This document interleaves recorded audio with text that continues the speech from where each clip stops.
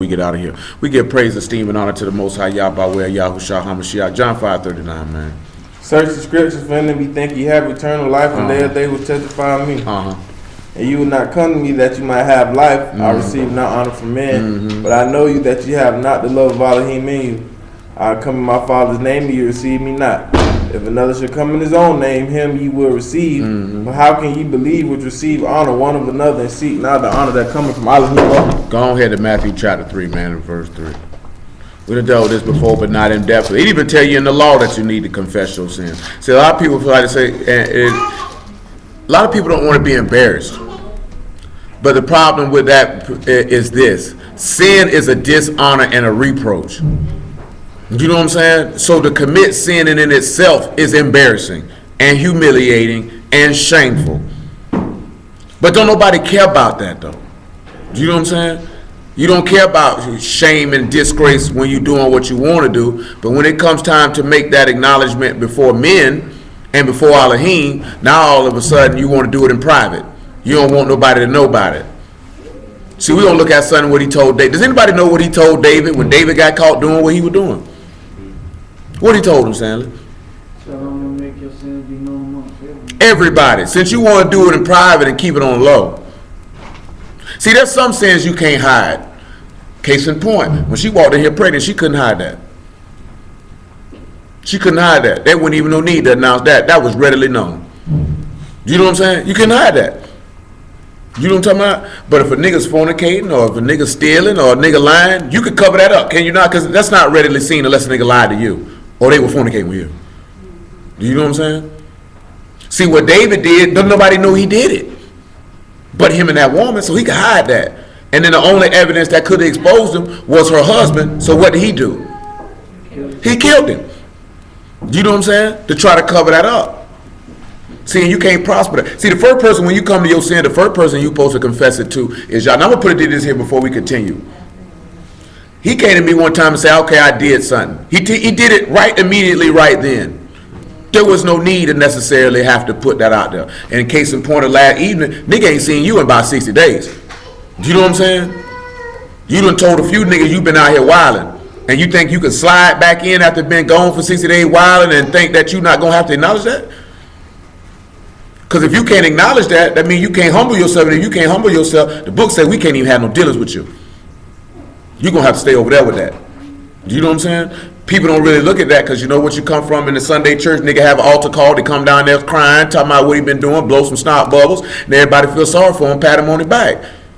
You know what I'm saying? Y'all don't, it's going to be all right, brother, be strong. No, you should have been strong before you pulled your penis out. You know what I'm saying? You should have been strong before you picked that bottle up.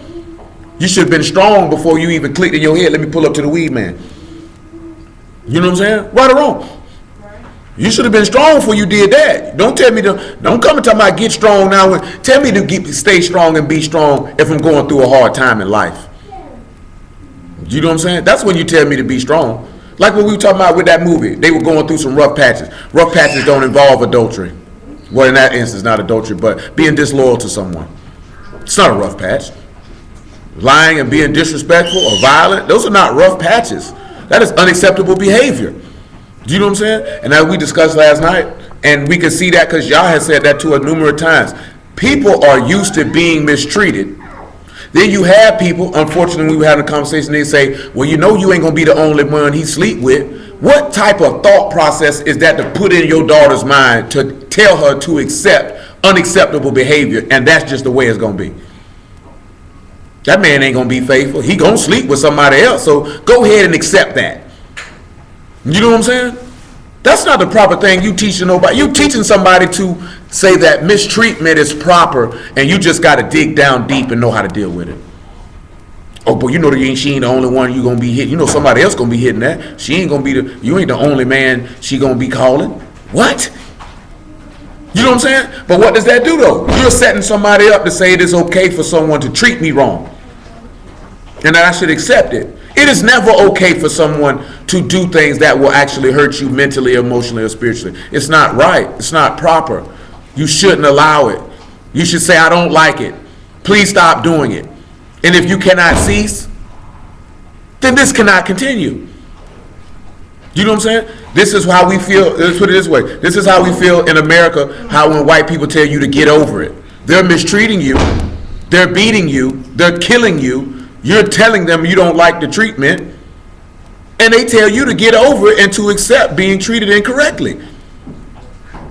You know what I'm saying? But then you do this in interpersonal relationships and people tell you you're supposed to accept that. No, you're not supposed to accept that. It is unacceptable. It is unacceptable. You know what I'm saying? Period. Go ahead, sir. Matthew chapter 3. Matthew chapter 3 and 3. It says, "For this is he that was spoken of by the prophet Isaiah, saying, the voice of one crying in the wilderness, prepare ye the way of Yahuwah, make his path straight. And the same John had his raiment of camel's hair, and a leathern girdle about his loins, and his meat was locusts and wild honey. What did he say? Then went out him to Jerusalem and all of Yehuda and all the region about the Jordan, and were baptized of him in the Jordan, confessing their sins." They were doing what? Baptized, confessing their sins. So they had let known what their sins were. Let's look in the law and let's see why they would do this. Leviticus chapter 5 and verse 1. Let's see if the law backs this up. And we're going to look at Numbers chapter 5 for another witness out of the law, because this stuff is in the law. And if a soul sin, If a soul what? if a soul sin, If a soul what? sin. Read it one more time. I'm not sure if they caught it. It said, if a soul sin, Go and ahead. hear the voice of swearing, and is a witness, whether he have seen or known of it, if he do not utter it, then he shall bear his iniquity. You know what this man told you? That man said if you see a sin and you don't say nothing about it, it's just the same as if you did it. That's why I be saying that if you condone it, you just as guilty as a You want to see where we get another place we get this from? Romans 1 and 28.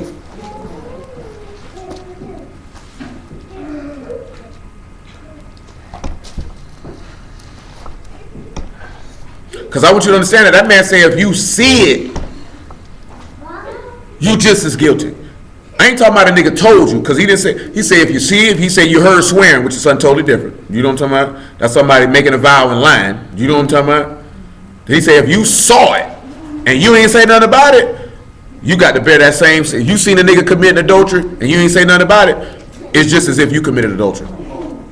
As far as y'all is concerned. Romans 1 and 28, because I'm going to let y'all know this now. We done dealt with Uzziah before. We done dealt with Zechariah before. After Tabernacles is over, we're going straight to the law. The whole thing we talk about going through that law, we're going straight to it. Cause I promise you, ain't none of you going to have no excuse for not knowing what this law say. And understanding and what's fulfilled and what's not and what you ought to do and what you don't. Because a lot of y'all probably didn't know the law say, boy, if you see a nigga committing a sin and you don't say nothing about it, you ought to go to hell too. People in the word. Yeah. Because you got to remember, he talking about in the society of Yasharal. He ain't care nothing about if you seen a Hittite doing it or a Hittite doing it, because I'm not in covenant with them unless they were one of those strangers who was standing there and entered in that covenant with you. Do you know what I'm saying? You sitting there seeing somebody. What does the law tell you? Rebuke your neighbor and don't suffer no sin upon him. Don't sit there and watch the nigga do it. Do you know what I'm talking about? Oh, they ain't got nothing. They ain't none of my business. It is your business because you going to hell with him. So if that's the case, you might have well went ahead and hit her too.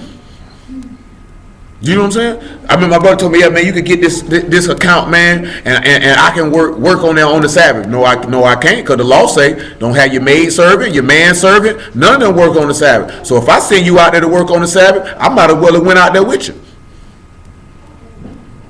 So y'all don't play them type of games, man. This thing is very, very restrictive.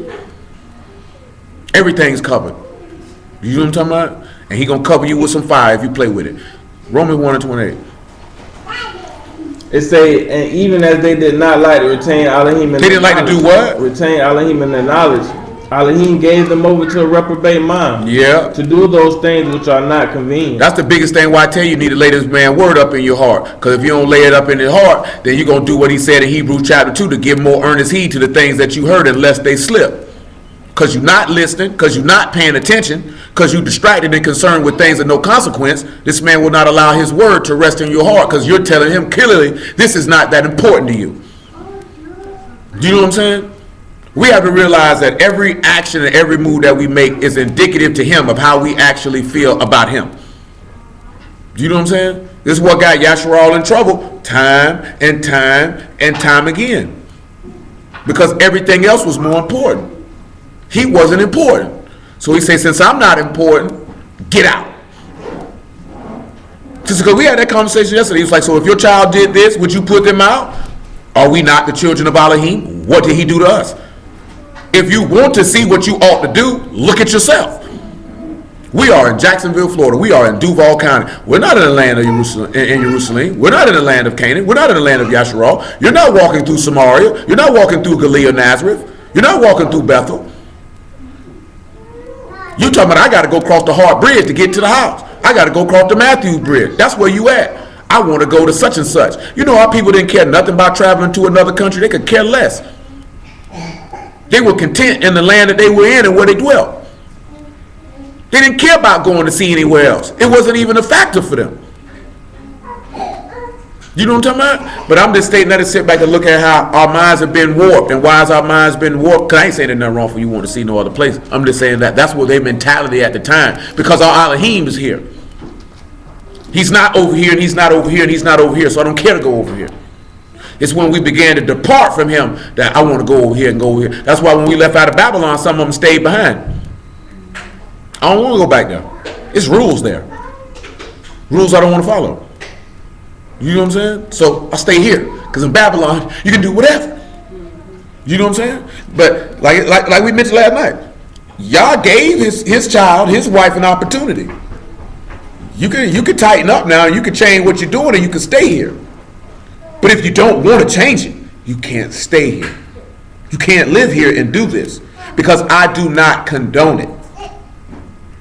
You know what I'm saying? And that's what I meant by people mistreat. Once you allow a person to continually do that, you're telling them that I condone you doing. If you're with somebody and they cheating on you repeatedly and you stay with them, you're condoning that behavior against you. You're telling them it's all right. They put their hands on you and you stay around there to deal with that, you're telling them it's all right. They cuss you out, call you out your name, you know what I'm talking about? And you stay there. You're telling them it's all right. It's not love. It's not proper treatment. It's definitely a horrible environment to raise children in. And that's why y'all put people out or killed them. Because you will not taint the rest of my children and my household with this behavior. I will not allow it. Go ahead, sir.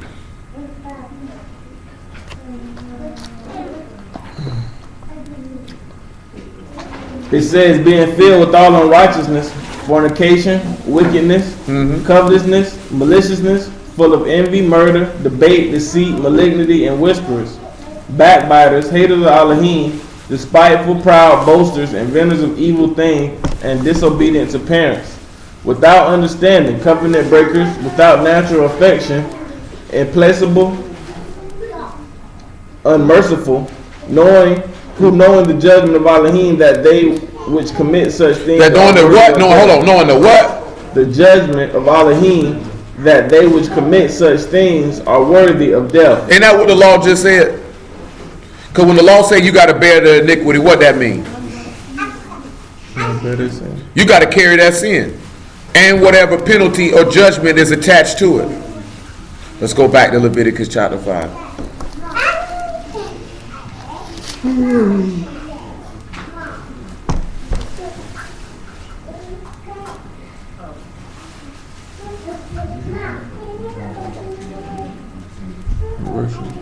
Where you stop at? It said, or if a soul touches any... Need to tell them where you stop. We're at verse 2. It said, or if a soul touch any unclean thing, whether it be a carcass of an unclean beast, or the carcass of an unclean cattle, or the carcass of an unclean creeping thing, and it shall be hidden from him, he shall also be unclean and guilty. Go ahead. Or if he touch the uncleanliness of a man, whatsoever uncleanliness it be that a man shall be defiled with, and it be hid from him, when he knoweth of it, then he shall be guilty. Go ahead. Or if a soul swear, pronouncing with his lips to do evil, or to do good, whatsoever it be that a man shall pronounce. You notice he say even if he hear a man swear, he gonna do good and or evil. Go ahead. He said when he'll pronounce it with the oath, and it be hid from him, when he knoweth of it, then he shall be guilty of one of these. And it shall be when he shall be guilty of one of these things that he shall confess that he have sinned in that thing. He should do what? Confess that he has sinned in that thing. And he shall bring the trespass offering unto Yahuwah for his sin which he If he has bring sinned. that trespass offering, who he bringing it to? He bringing it to the priest. I mean, he has to let this be known. You can't keep it to yourself. You gotta let it be known. Numbers 5 and 1. I'm just showing you the basis of where you see why you got confession in the New Testament in the first place. Because it's not a new thing. That's what you were supposed to do. Confession shows a particular attribute. Does anybody know what that attribute would be? Humbleness and shame. It would cause it to mean that you would be humbling yourself. And did not, when Mashiach was on that stake, would you not say that he was humbling himself? Because he definitely was humbled and humiliated. Go ahead, man. Numbers 5.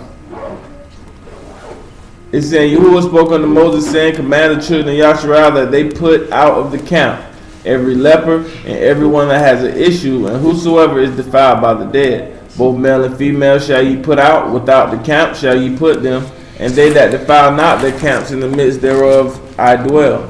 And the children of Yasharal did so and put them out of the camp, and Yahuwah spoke unto Make it 5 and 5. I ain't want all that. and he spoke unto Moses, so did the children of Yasharal. And Yahuwah spoke unto Moses, saying, speaking to the children of Yasharal, when a man or a woman shall commit any sin, If a man or woman should do what? commit any sin, Commit any what? any sin Go ahead. that men commit, That men what? commit. Hold on. Well, let's look at some of the sins that men commit, should we not? Galatians 5 and 17. I didn't want you to know this in the law, because you know, some people didn't ask about that, and I guess they thinking you just doing stuff. This is what the law say to do. I wouldn't even ask somebody to do something if it wasn't no book to back that. That doesn't even make any sense.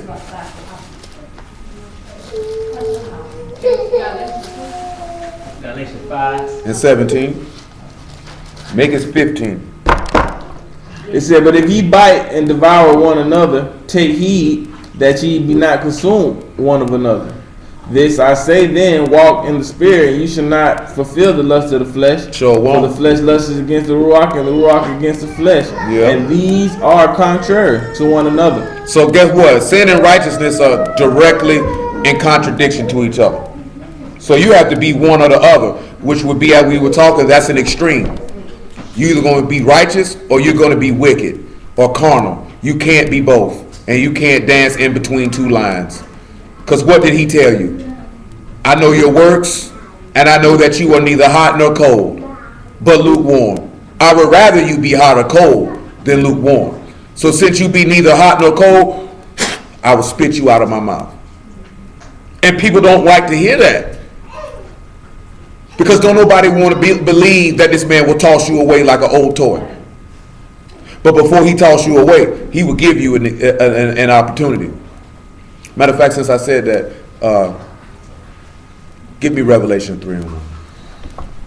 We come back to Galatians in just a moment.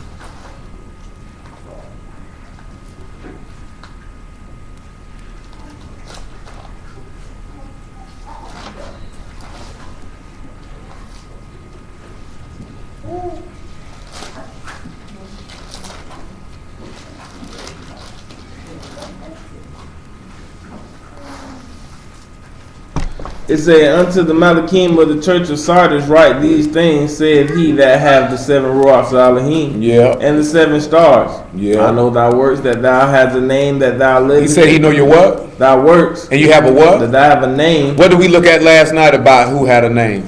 Well, who gave a name? Who gave names? See, Adam gave name to all the cattle. Yahushua said he called his sheep by name and they follow me. If you have a name, that means your name written in the book. Go ahead. That thou hast a name, that thou livest and art dead. He said, but you living, but you, how could you be alive and be dead at the same time? How is that possible? No, that means you alive, but you sinning, therefore you're dead. 1 Timothy 5:6, she that liveth in pleasure is dead while she liveth. Same thing with Adam. Eat of this tree, and you shall surely die. He ate of that tree, and he lived, but he was dead. He was clearly dead. He didn't know he was dead because he had never experienced death, so he didn't know what death was. He couldn't touch it. He never experienced it. He never saw it, but he was dead while he lived. Guess what? Every last one of us, in a natural sense, you are dead, but you are alive because one day you will leave here. So you have people who say they walking in the Word. You're alive, but you're dead. And why are you also dead? Because the Ruach HaKodesh does not exist within you. Another reason why Adam was alive and dead, because he did not have that inside of him. Therefore, he did not have life, because this is the Ruach that quickeneth, the flesh profiteth nothing. The words that I speak unto you, they are Ruach and they are life. Go ahead. Be watchful and strengthen the... Be what? Be watchful and strengthen the things which remain that are ready to So, die. and then we just look at the other day about the things that while you're weak, you know you got things in you that need to be killed. Why aren't you killing them? Because I can tell you like this here, man. The word pinpoint anything that anybody got wrong with them. Nobody has to come say, you got this problem and you got that problem and you wrestling with this. You already know what it is when you hear the word and your heart get pricked, unless you got a heart of stone. So if you know that you got things in there that need to die, you need to strengthen them so they can die. Or you just killing yourself and gonna make an excuse for it and want somebody to feel sorry for you or pat you on your back and tell you it's gonna be okay. It's not okay. Do you know what I'm saying? Just like I told you the other day. Just like I told you, well, y'all wasn't in there. My mama found that dope on that dresser. My mama supposed to told me off the rip, either stop selling dope or get out my house. You know what I'm saying? The minute you don't, you have condoned it. And it told me this is an acceptable manner into which to behave. You know what I'm saying? And that's why y'all had people stoned and put out the land, because this is not an acceptable way to behave. I would not condone it. And that's how we have to look at it. Just because you tell somebody or rebuke somebody don't mean that you got a problem with them or you trying to be mean. I'm letting you know I do not condone this. See, we want people to condone the behavior. And once you've done that, I have enabled you and strengthened you in your wickedness, which is why he said in Ezekiel 13, you have strengthened those who should die by telling them that they should not return and repent from their evil ways. You tell them it's cool, man. It's all right. Go ahead, hit her again, my nigga. You ain't did nothing wrong. You know, we're all human. What did we were talking about yesterday? We all make mistakes. No, a mistake is I carried the 2 when I should have carried the 4 in this math equation. That's a mistake. Do you know what I'm saying? Sin is not a mistake. Let's let that be known right now. What did we read in the law when he said something? If you didn't know. And that usually pertained to somebody else causing you to fall in some manner of uncleanliness. But he said, but once you knew, you were guilty. He said, once you knew, you were guilty. He said, if you didn't know, you wasn't guilty. Can't nobody mistakenly, how do you mistakenly, oh, my penis fell in your vagina. I didn't know you were in there. I'm sorry. You know what I'm saying? If you didn't know he was in there, there could be a major problem going on. You know what I'm talking about? I didn't know I was in you. Have be a major problem going on if you didn't know where you was at, because it's hard to be on top of somebody or behind them and then you didn't know they were there. It was cold that night. It was, we say shrinkage. I just got out the pool. That's what a nigga said. That episode of Seinfeld is forever hilarious. Nevertheless, that's serious though. How do you mistakenly tell a lie? How do you mistakenly pick something up that don't belong to you and take it with you? Nah, bro. I done did that. No. I'm talking about you consciously know this ain't yours. We all know what stealing is. It's one thing if, oh, I thought that was my charger, and you grabbed it, and then somebody hit you up and say, no, that was my charger. Oh, my bad. And you know what I'm talking about? I thought that was mine. No, you know that ain't your $100. You know you didn't leave that right there.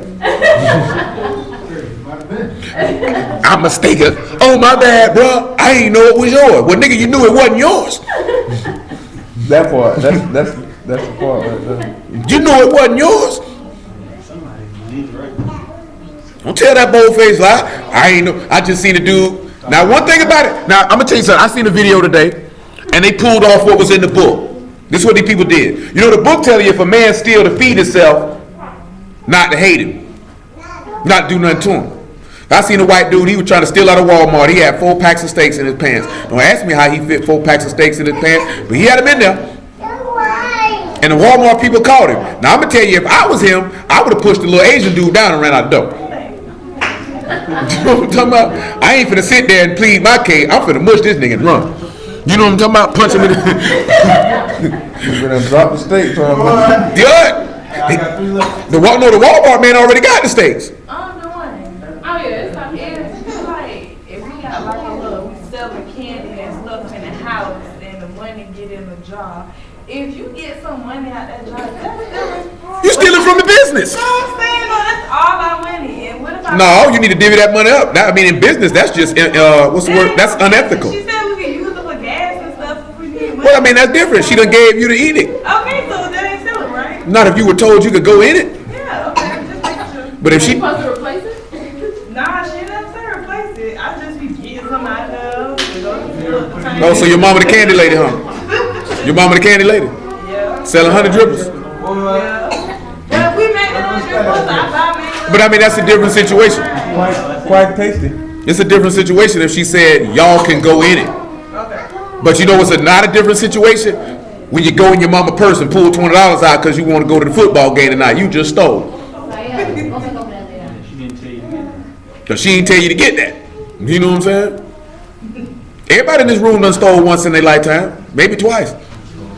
Shoot, I stole for a year straight at KFC every day. Every single solitary day. I wasn't saying, you know how I looked at it? I steal from a corporation, I ain't gonna steal from a person. I'm gonna knock Mr. Charlie whole head off. That was my perspective at the time. Shoot, I was a child. You know what I'm saying? You could have $1,000 laying right there on that table. I ain't gonna touch it. You know what I'm saying? My homeboy knew that. They know that. They could have $20,000 in the house, 3-4 keys. I ain't gonna do nothing but eat your snipes and smoke the weed. Everybody know that.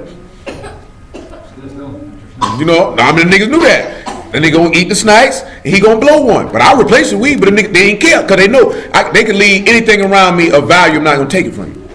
You know what I'm saying? You know what I'm talking about? But if I'm on a job with Mr. Charlie, I'm finna bust Mr. Charlie head off. That's how I felt at the time. You know what I'm saying? That's how I felt at the time. Was it right? In my mind at the time, it was. But in reality, it is not. You know what I'm saying? It's not. And that's what we get messed up at, is that we get it in our mind that it's right. You know what I'm talking about? Versus what the words say. It ain't right. Come on, man. Give it to him. Come on. It said, "Be watchful and strengthen the things which remain that are ready to die. Ready to die. For I have not found thy works perfect. He ain't found, hold on, he ain't found what? Thy works perfect. Your works before- ain't what? perfect before Elohim." Oh, man. Go ahead. It said, "Remember therefore how thou hast received and heard, Hold on, remember what? how thou hast received." So he and heard, told you need to remember what you done heard. Why? and hold fast and repent. And hold fast and do what? Repent. See, that's the only thing. Now, let me ask y'all a question, right?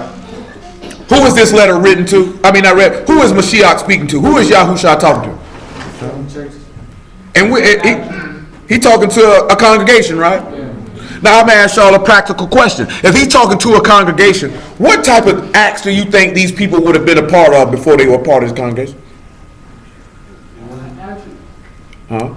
Sure, still we read Romans and got this. No, I'm not talking about no crimes. If they're a congregation, then they would have been immersed. Oh, I'm thinking you saying before they was in the city. No, I mean, you just inferred that. I really just left that wide open. I mean, I just left it open. I didn't really drop no emphasis whether it was good or evil. So if they had all been immersed, Mashiach is telling, that's why I say we not necessarily don't do re-immersions. Because did he tell them to get it re-immersed, or what did he tell them to do? Remember what you had because if you had already heard it, guess what that means? You would have already said you believed on this man and been immersed in his death. And then therefore you need to hold fast and do what? And repent. Because he said, if not, he going to snatch away your candlestick. I don't think it's in that verse. But go ahead and read it. It says, remember therefore how thou hast received the Leah, word, listen, sit down. and hold fast and repent. If therefore thou shalt not watch, Hold fast and what? repent. It is in this chapter. Go ahead. If therefore thou shalt not watch, I will come on thee as a thief, and thou shalt not know what hour I will come upon thee. Thou hast a few names. That's good. He said, if you don't repent, I'm going to kill you. It's basically what he'll tell you. Matter of fact, he said you won't know what hour he going to come on you, right? Get me Luke chapter 12, man. Pick me up about verse 33 to back up that point. Let's just look at the master's words and back up that point. My bad, it's Luke 12 and 41. Luke 12 and 41. I didn't want you to consider, because he said hold fast and repent, lest I snatch it away.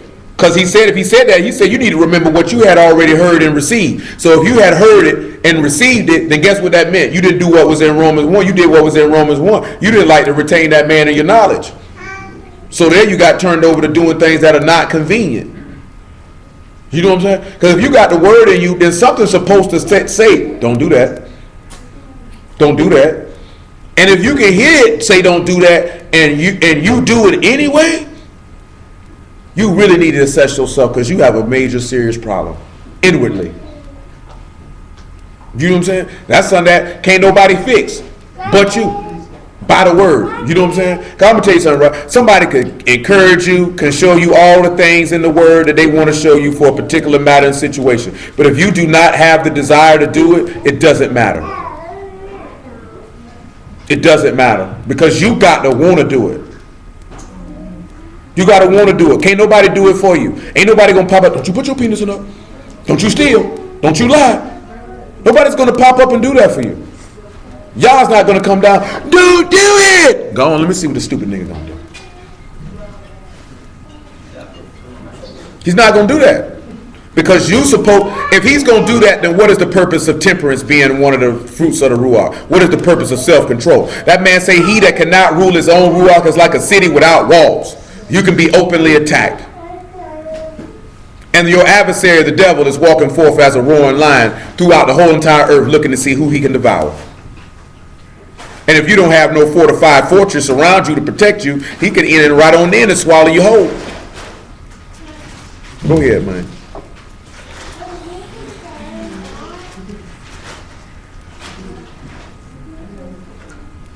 Luke 12 and 41. Then Peter said unto him, Master, speakest thou this parable unto us, or even at all, or even to all? And the master said, Who then is that faithful and wise steward, whom his master shall make him rule over his household? What is a steward? Anybody know what a steward is? Servant. A steward is also somebody who watches over goods. A trusted individual. That's why I say you need to remember what you have received and heard. Are you faithful over what you have been given? Go ahead. He said he shall make him a ruler over his household, to give him their portion of meat in due season. Baruch is that servant whom his master, when he cometh, shall find so doing. Of a truth I say unto you, that he will make him ruler over all that he hath.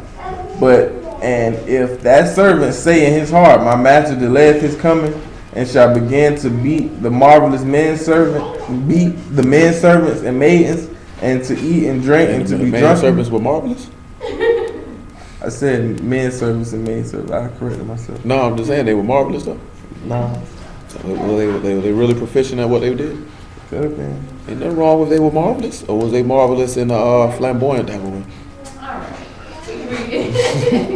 It said, And the master of that servant will come in the day when he looketh not for him, and at the hour when he is not aware, and will cut him asunder, and will appoint him his portion With the who? the unbeliever. With the who? The unbeliever. So when you around here like this here, going around here playing, doing this, that, and the third, after you had done received that and not watched over that, he said you was an unbeliever. In another place, he called you a hypocrite. Go ahead. He said, And that servant which knew his master's will, and proved not himself, neither did according according to his will, shall be beaten with many stripes. Yep. But he that knew not and did commit things worthy of stripes shall be beaten with few stripes. For unto whosoever much is given, of him shall be much required. So as much as if you've been given a lot as it requires to this man word, much is required of you. Go ahead. And of him shall be much required, and to whom men have committed much, of him they will ask the more. Go ahead. I am come to send fire on earth. No, that's good. We're good for now. Swing back to Galatians chapter 5 and verse 14.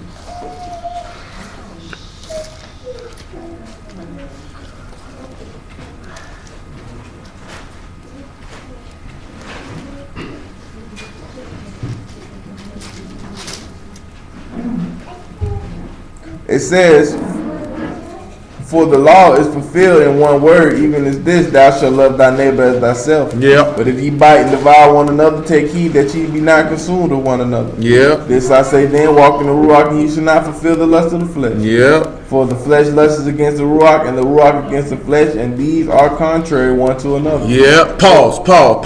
Give me Leviticus chapter 26 and verse 26. Just for an example of what he's talking about, how the flesh lusts against the Ruach and they contrary one to another. Hold on. Get John 4 and 20 before you read that Leviticus 26 and 26. I didn't want to show it to you out of law. That's all. I'm going to tell y'all too. We will do the first foray in the law, y'all willing, on Wednesday. I would advise that you have notepads with you. Every single solitary time we do it. Because it may not be more so focused on pointing out mysteries of Mashiach on some ordinances. Some ordinances we will, some ordinances we will not. There is a lot of detailed history in pertaining into some of the things that's in the law, and we will not be in the book of Genesis unless we look at a precept that refers back to someone keeping the law in Genesis. We will exclude those 50 chapters from this foray. Genesis is a part of the law, but we're not going to focus on that because that's ordinances and history at the same token. So we'll do reference back to some of those things. But we had started looking at stuff in the priesthood, so I guess you know that you will have a full understanding and knowledge of the priesthood. You will have full understanding and knowledge of sacrifices. You will have full understanding and knowledge of every statute, every ordinance, and every precept. Like I said, not just for the understanding the mystery's sake, but for knowing the law. After that, the New Testament should be very easy to understand after that. Very, very easy.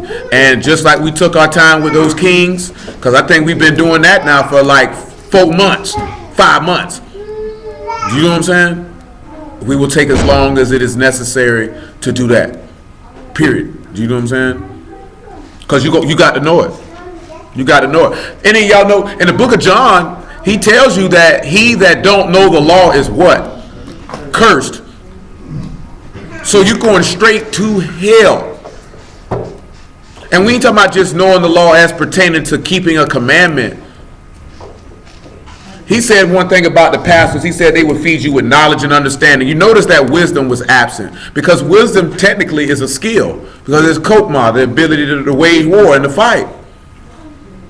But knowledge will bring forth the understanding, because that's what the understanding touches, the inner man. The inner man. And that's why that's important. And a lot of things not touching the inner man. Not with what they imparting. Continue on, sir. John 4 and 20. Leah, sit down.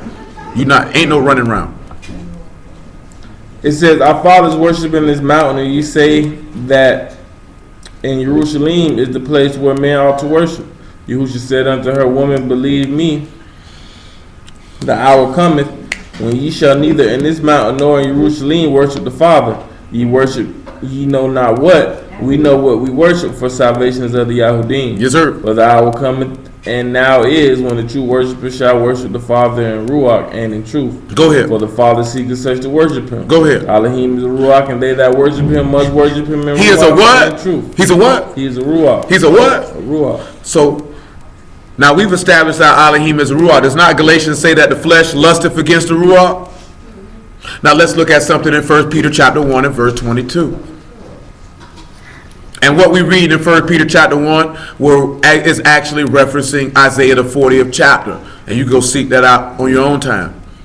But I'm just trying to do something. I'm just trying to lead to something to show you how to flesh. Because when you go against the word, what you're going to see is you resisting Elohim. That's who you fighting against. That's who you fighting against. Just like this here, right? I ain't nothing but a vessel and a conduit. You're not listening to me. You listening to Yah's word. You shouldn't be. You ain't here for me.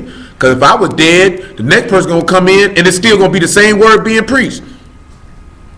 Somebody's preaching the same word in the whole four corners of this entire earth. You ain't coming to listen to the person who he sent out to preach it. He said, who that received me, receive him that sent me.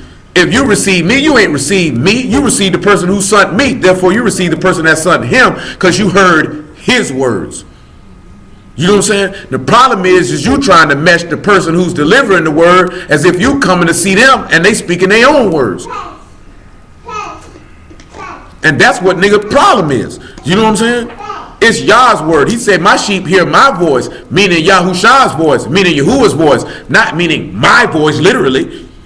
Because it's not my voice. It may be my voice speaking, but it's his word, so it's his voice. As a nigga put in the song, man, I ain't nothing but a puppet, and he the ventriloquist. He the one just making me talk. Sound like me, but it's his words coming out. You know what I'm saying? That's what you have to remember. When he sent Paul, and he sent Peter, and he sent James, and he sent Matthew, they wasn't hearing them. They were hearing Yahuwah. We forget that. You know what I'm saying? We forget that. These men preach for years and preach for hours. Ain't nobody tell me, I'm tired of hearing him preach. I want to hear somebody else. People didn't think like that. That's how dumb niggas is in 2017. You know what I'm saying? For real though. Who cares who's doing it? Are you here for the person? Or are you there for the word? What are you there for? You know what I'm saying? That's how dumb we is. Because you know what? Because you're in a Western society, in a microwave society. I need to hear somebody else. No, you just need to hear Yahuwah. Who cares? If Yahuwah preached to you from a dog's mouth, would you care? If the word is what you after, what difference does it make? The book say perfected praise come out the mouth of babes. You know what I'm saying? And listen to him. He's only 12.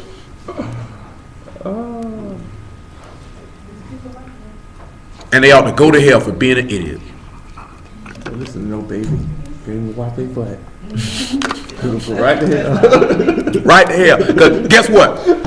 Guess what? Because see, I ain't mentioned this last night. Y'all know the story in 1 Kings 13. Told that man, don't you take your stinking behind around there and eat no bread and drink no water around here. Leave the opposite way from whence you came. And guess what he did? He sat right there and ate some bread and drank some water because the nigga said, I'm a prophet. And y'all told me that you can stay here. And y'all killed him on the spot. It wasn't no why you did it. Don't do it next time. I'm going to holler at you. Or what about the story when he told the dude from the word of Yahuwah, the mouth of Yahuwah, to punch him in the face? I'm not punching you. Oh, you ain't gonna punch me? Don't even worry about it. Lion came and ate him right there on the spot. Because it was the word of Yahuwah of which you went against. You said, look, I don't think that's right for me. Guess what? The next nigga came up to him and punched him so hard he broke flesh. Cause guess what? He sat back. Boy, that nigga ate that nigga with. Pow! You need me to hit you again? Right in the mouth. Right in the mouth. Pow! You know what I'm talking about? But what did it say? It said it was the word of Yahuwah that instructed that man to punch him in the face. You know what I'm saying? And we be more concerned of, I don't think that's right, or why do they talk like that? You better know y'all's word and punch that nigga in their face. If you get my drift, we ain't talking about literally punching somebody in the face. You better obey. Could you imagine dying because you ain't punched somebody in the face? But you ain't died because you ain't punched somebody in the face. You died because you were disbelieving and disobedient. That's what you died for. I remember I went to myself, God gonna send me to hell for wearing pants? No, he gonna send you to hell for being a rebel. He gonna send me to hell for a pork chop? No, he gonna send you to hell for being disobedient. It's not about the item. It's about your outright defiance. You know what I'm saying? And guess what? We live in a society where it's cool for you to outright defy authority unless it's somebody you like. I like that teacher, so I listen to her. I don't like him. I ain't listening to him. And they both could be telling you the same exact thing for your benefit and purpose. Niggas hard headed. You know you're hard headed when your God ain't even took you up out of your captivity for a good 5 years yet, and he done told you this is stiff neck people. Go ahead and step back more. I'm finna kill these niggas. Think about that. Think about that. You know what I'm saying? Go ahead, man. Oh, that made me think about, I seen these dudes arguing yesterday, talking about a dude was a homosexual because he had beads in his beard and in his braids. And then he also had a half bun. I don't think it's acceptable for a man to have a bun. With the beads in your beard or in your braids, you're a little too old for that when you're 40 plus. I can't lie. I ain't never seen these beads. I've seen niggas have their hair braided and have beads at the end. They usually were younger. What the little rapper was that had the little beads? Hurricane Chris. Look, he loved Hurricane. I remember that nigga. Yeah, he did. Hey, baby. I just remember that nigga because his face just popped in my head as you said that. That's what I was thinking. I seen his face, but I couldn't get his name. You know what I'm saying? Just like, you know, but when you 40-something years old though, you look too old for the beads and the braids, man. Cause this dude who was saying this, he got locks. Talking about you looking like a woman. When I wear my locks, I don't put them in a ponytail. I wear them down. That makes it better. You can put braids in a ponytail? No. He was saying when niggas had their hair in a Oh, I guess when ponytail. he don't have braids. I got you, my bad. Nah, this dude ain't had no. This somebody else talking about a dude. The dude did have a man bun. If you have to put man in front of something, it's already gay.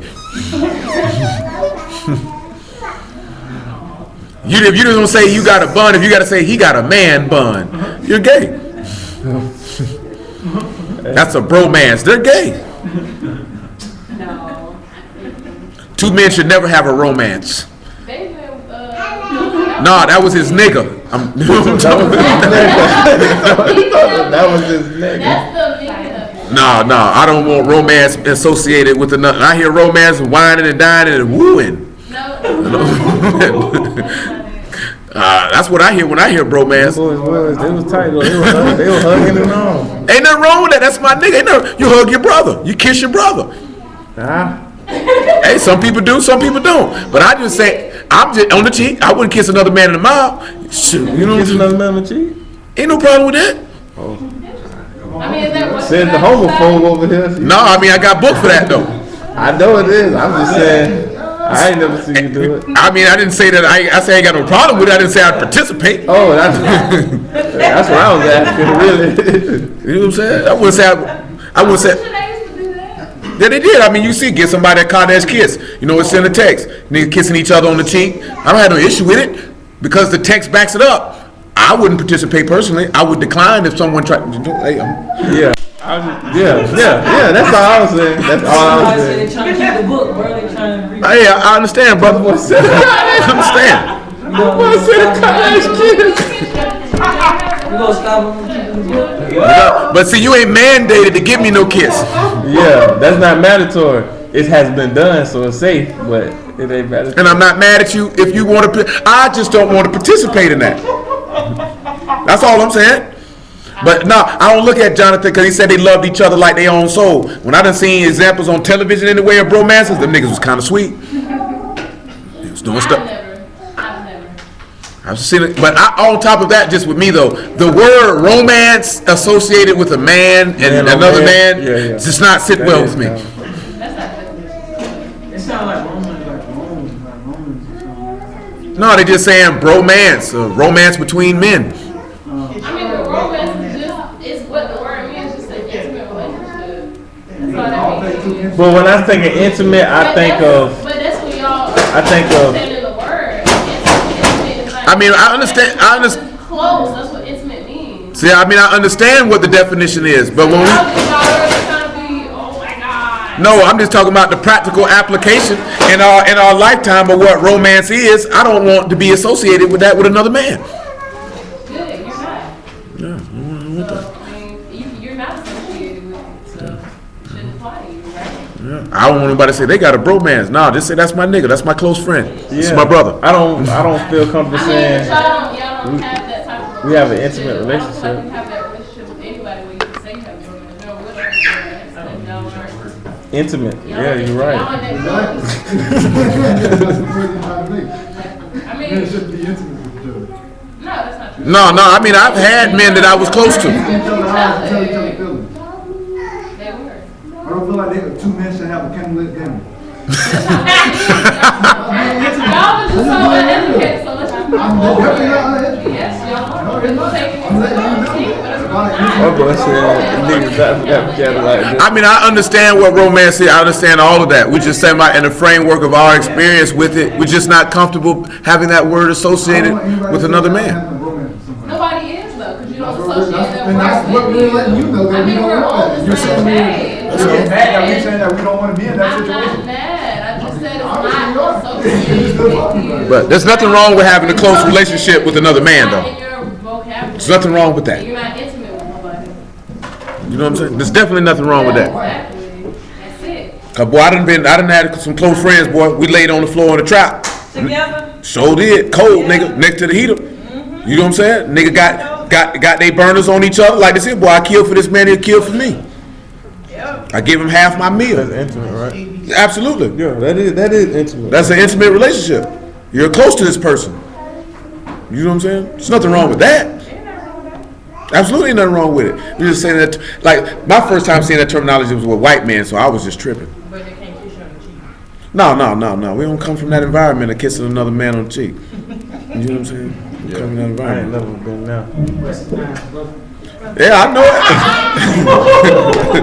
And then we don't come from that environment. Nah, brother Steve, you know how they kiss. That's how we got But down. at the same token, I do know black people, not white people. I do know black people who got like older uncles or they pops or they granddaddy who they kiss each other on the cheek, especially the younger ones. You know what I'm saying? The younger males in the family. You know what I'm saying? And I'm talking about not little kids, but like teenagers or young adults in their early 20s. I mean, there's nothing wrong with that because all it is just showing. I know that most people are not used to men showing that type of affection to another man. You know what I'm saying? Like when we grew up, we told each other we loved each other all the time. People thought that was weird, Nah, we did too. but people thought it was weird though. That's different. Yeah, Man. some people, Dudes thought it was weird to hear men tell each other that, or young men anyway. I ain't saying that they thought it was wrong, they just thought it was weird. You know what I'm saying? Because you're not used to men doing that towards one another. Especially with black people, because black men, you see each other, niggas tense up, ball their face up. You know what I'm saying? And it shouldn't be like that. Never should be like that. Where we at? That's how it happens.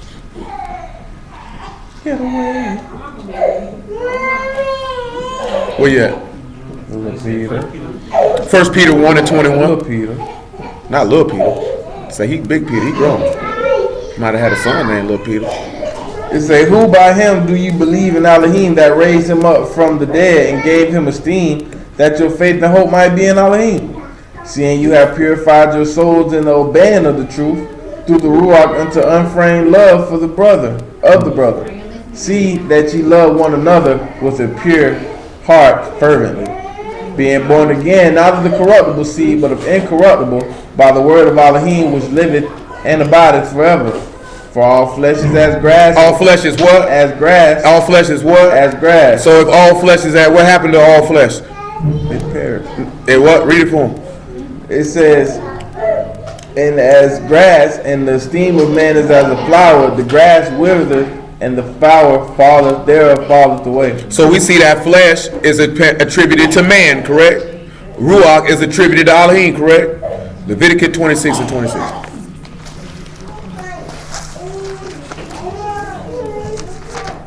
That makes sense. Yep. Make it 23 though. You just took behind me, bro. Let me make sure I wasn't too far away from where I want. It say, and if you will not be reformed by me, If you won't be what? reformed by me, If you won't be what? reformed by me, What will happen? by these things, but will walk contrary unto me, If you walk contrary to what? to me, What up? then will I also walk contrary to you, Whoa. and I will punish you yet 7 times for your sins. Go ahead. And I will bring a sword upon you that shall avenge the quarrel of my covenant. Hold on. He'll bring a sword to avenge what? The quarrel of my covenant. What do you think this will mean based on what he talking about? avenge you for not keeping your word. I got to kill you for sinning against me, because the flesh lusteth against the ruach, which will not allow you to do the things that you should. And all souls that sin shall what? Die. So he's telling you, if you will not be reformed, is that not what Mashiach just said in Revelation chapter 3? If you will not repent and be reformed, then I will come as upon you as a thief in the night, and you will not know what hour I will come upon you, and I will take away your candlestick. I will put the light out. Then we just talk about the light, the candle is the light of the belly. I'm going to put your light out. And you know what happens when you cut the lights off? The roaches come out. Nah, it goes dark. And in this instance, you're out of here. Because if he said you won't be reformed, and what was he reforming them, trying to reform them with? Chastisement, rebuke.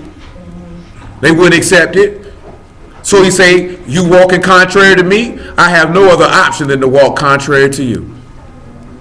See, but we want to walk in concert with people who are contrary to what we say we believe, or what we say we follow, or how we live. It's like this here, right? Just using this as an example. If you say you're a woman and you don't tolerate a man putting his hands on you, and then he puts his hands on you, you're walking concert and behavior that you say is contrary to you. If you say you don't believe in someone cheating on you, and then you allow someone to do it, you're walking concert with that, because now you're going contrary to yourself. And that's what Yahuwah is never going to do. He is never going to walk contrary to himself to appease another person. He's not going to do that. Go ahead.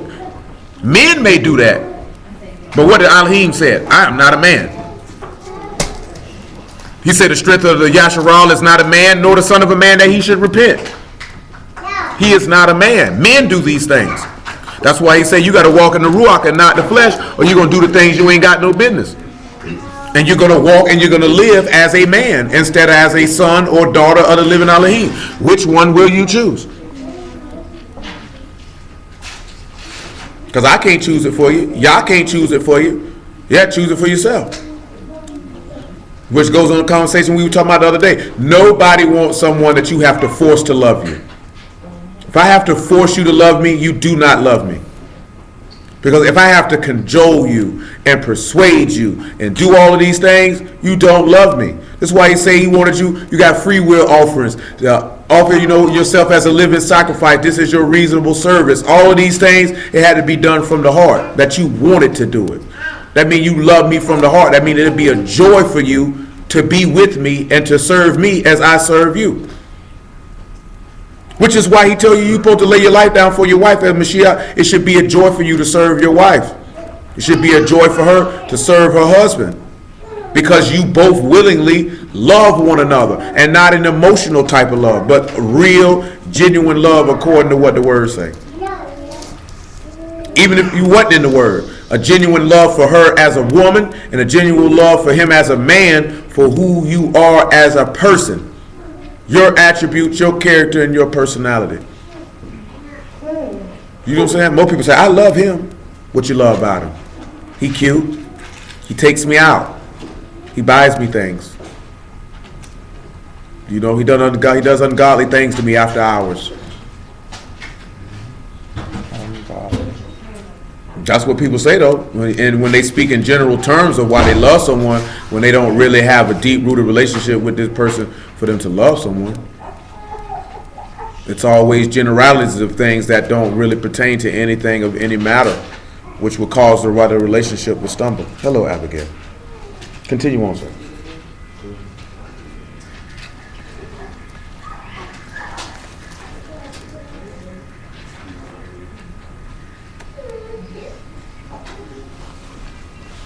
You Leviticus 26, probably about 25. Quarrel. Yeah, you said the quarrel of his covenant. It says, and I shall avenge the quarrel of my covenant, and when ye are gathered together within your cities, I will send the pestilence among you, and ye shall be delivered into the hand of the enemy.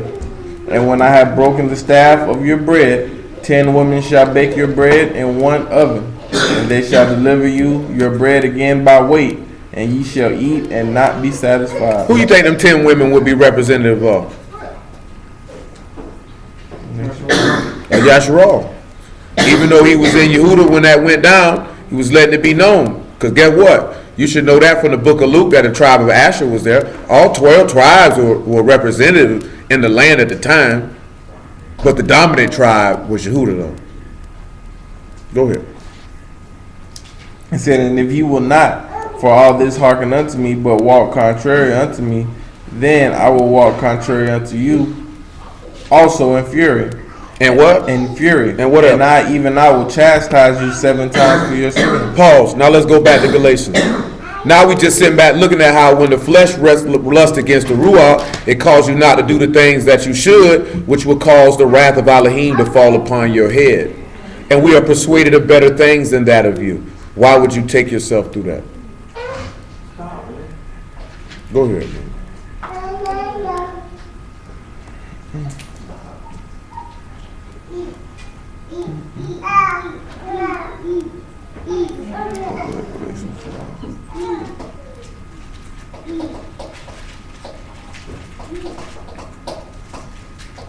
We have verse 18. Galatians 5 and 18. He said, but if ye are led of the Ruach, ye are not under the law. Now the works of the flesh are manifest. You know how he said if you're not led by the Ruach, you won't be under the things in the law or what you just read that he would have to do to you. Go ahead. It says, now the works of the flesh are manifest, which are these: adultery, fornication, uncleanness, lasciviousness, idolatry, witchcraft, hatred, variance, emulations, wrath, strife, seditions, heresies, envyings, murder, drunkenness, revelings, and such things, of the which I tell you before, as I have also told you in time past, that they which do such things shall not inherit the kingdom of Elohim. So these are the things, sins that men commit. Would you say? Wouldn't you say? Let's go back to Numbers chapter 5.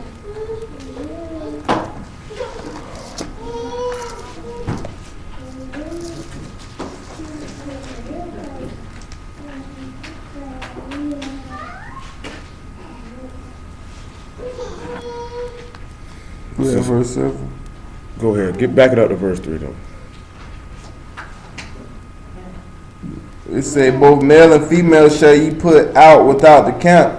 Shall ye put them that defile not their camps in the midst. Oh, that's right. Yeah, verse 5. That's right. We started at verse 5. It says, and Yahuwah spake unto Moses, saying, speaking to the children of Yasharal, when a man or a woman shall commit any sin that man commit, to do trespass against Yahuwah, and that person be guilty, then shall they confess their sins which they have done, and he shall recompense his trespass with the principal thereof, and add it into the 5th part thereof, and give it unto him against whom he have trespassed. But if the man have no kinsman to recompense the trespass unto, let the trespass be recompensed unto Yahuwah, even the priest, besides the ram of atonement, whereby an atonement shall be made for him. Do you remember what atonement said it does? It said it cleanses a man, right?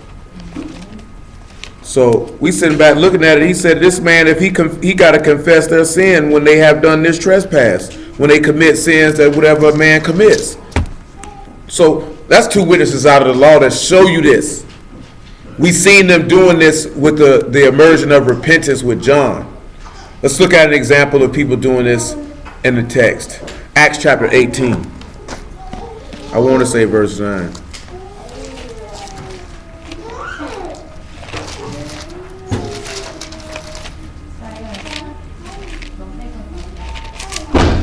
Definitely not verse 9. We want about verse 17. We could pick it up about verse 13 though. Acts 18 and 13. It says, saying, this fellow persuaded men to worship Elohim contrary to the law. They try to persuade men to do what? Worship contrary. So they were trying to say, Paul was trying to call people to work. What verse again? 14. 13.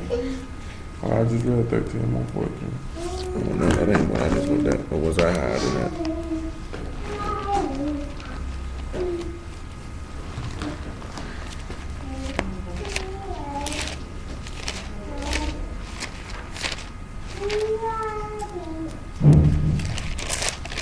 I'm bad, that's not chapter 19. 19 and 13. That's Acts 19 and 13. It said, then certain of the vagabond Yahudim exorcists took up them to call over them which had evil ruachs in the name of the Master Yahushua Mashiach, saying, we adjure you by Yahushua whom Paul preaches. And there were 7 sons, one of Sceva, a Yahudim, a chief of the priests, which did so.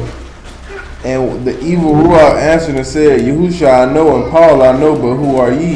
Yeah. And the man in whom the evil Ruach was leaped on them, and overcame them, and prevailed against them, so that they fled out of the house naked and wounded.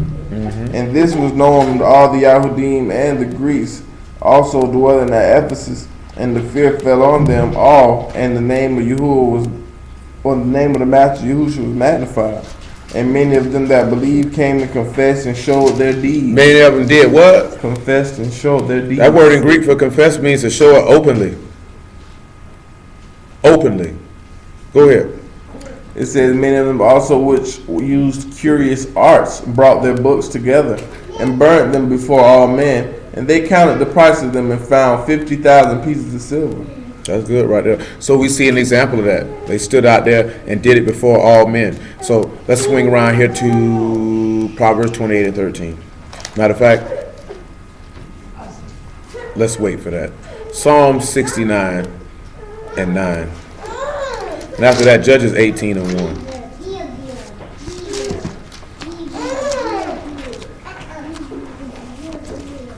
It says, for the zeal of thine house have eaten me up, and the reproaches of them that reproach thee are fallen upon me. Go ahead. When I wept and chastised my soul with fasting, that was to my reproach. I made sackcloth also my garment, and I became a proverb to them. They that sit in the gate speaketh against me, and I was the song of the drunkards. Yeah. But as for me, my prayer is unto thee, O Yahuwah, in an acceptable time. Anybody know what reproach is? Who in here know what it is, what a reproach is?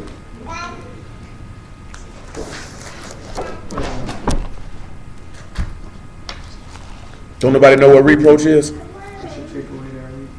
No, what the word means. Not in Hebrew, but just what does reproach mean? Anybody know what reproach means? It's to be ashamed. It's a dishonor. Shame is what it is. So when he say the shame of them that shamed you fell on me, what is that shame? Look at Proverbs 14 and 34.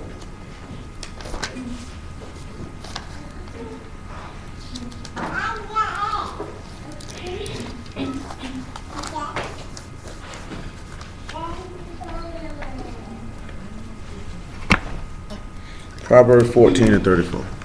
It said, righteousness exalteth a nation, but sin is the reproach of any people. Sin is a dishonor and a shame to anyone, irregardless of who does it and who commits it. Let's look at that in the book of Yahushua, son of Nun, the 7th chapter.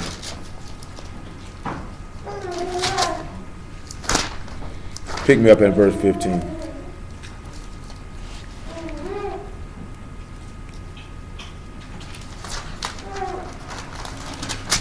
It says, then she let them down by a cord through the window, for her house was on the town wall, and she dwelt upon the wall. And she said unto Chapter them, 7. oh, I thought you said 2. Beg my pardon. 19. Verse 15. It says, and it shall be that he that is taken with the accursed thing shall be burnt with fire, and all that he hath, because he has transgressed the covenant of Yahuwah, and because he hath wrought folly in Yasharal.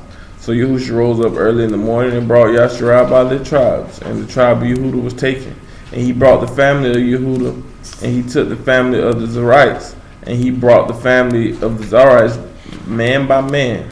And Zabdi was taken, and he brought his household man by man. I want to ask y'all a question. Who's the man who's bringing these people out in this instance? Who is officiating these proceedings? And what capacity did he serve?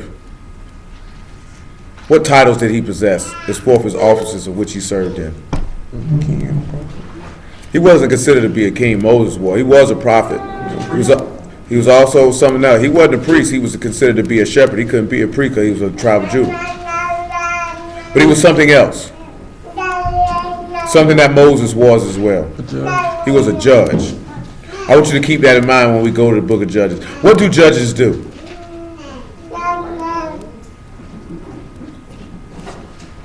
Do anybody know according to the text what judges do?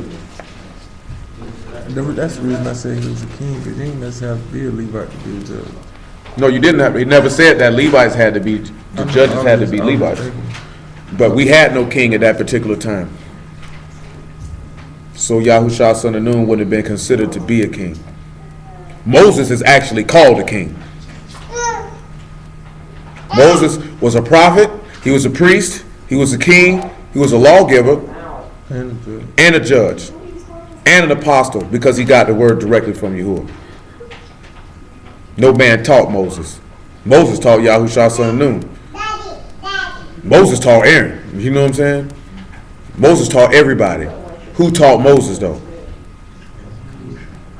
So when we look at that, the reason why I mentioned that Yahushua son of Nun is a judge, because this will be important and something that we look at. Because you're seeing he's judging this matter. Go to Deuteronomy chapter 1 verse 13 so they can see what judges do. This is an example of why we'll be going through the law, so you can actually know. Because a lot of people think judges teach. Nowhere in this book do you see a judge teaching anyone. This is what, who's the woman they love to use to say a woman can teach because she was a judge? Deborah. The boy, Deborah, however you want to say it. But guess what? You don't read Deborah teaching anyone. You need to know what a judge does, because a judge does not teach. Who taught the people? The Levites did.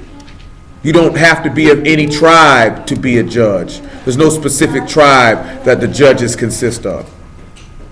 A judge has to know the law, though, but they don't teach the law. Judges 1 and 13. Deuteronomy 1 and 13. It says, take your wise men and understanding and known among your tribes, and I will make them rulers over you.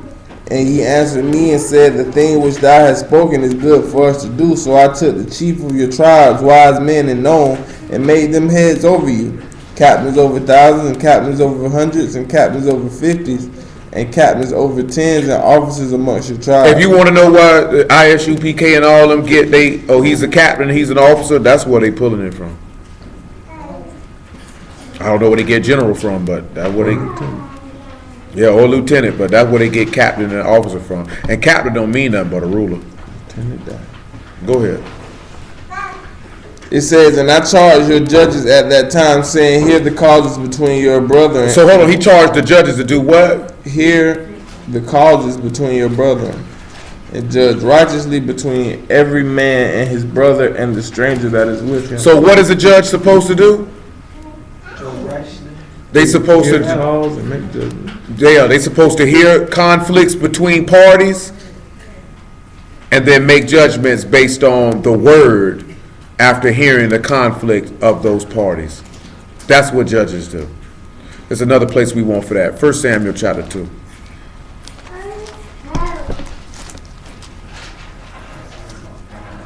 Make sure.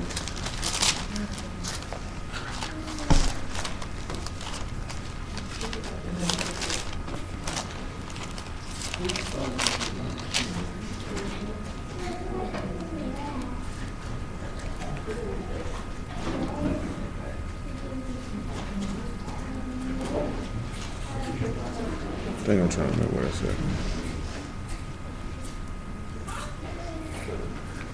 1 Samuel chapter 2. They did. Well, grab me verse 30 for the moment.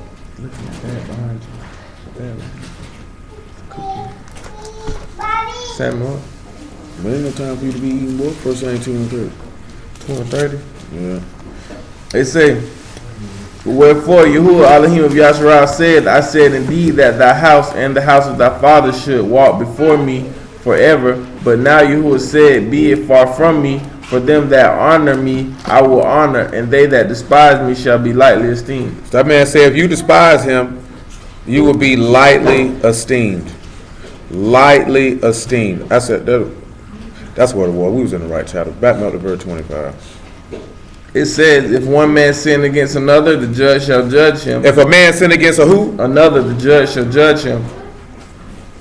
But if a man sin against Yahuwah, who shall entreat for him? So when you sit, that's where the judges come in at. And you'll see that when we go through the law, about if there's issues or oughts that men have concerning property or concerning other things.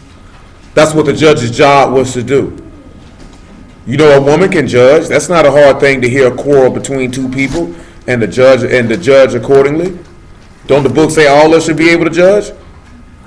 Let's look at that in 1 Corinthians chapter 16 and verse 1. The book say every one of us should be able to judge.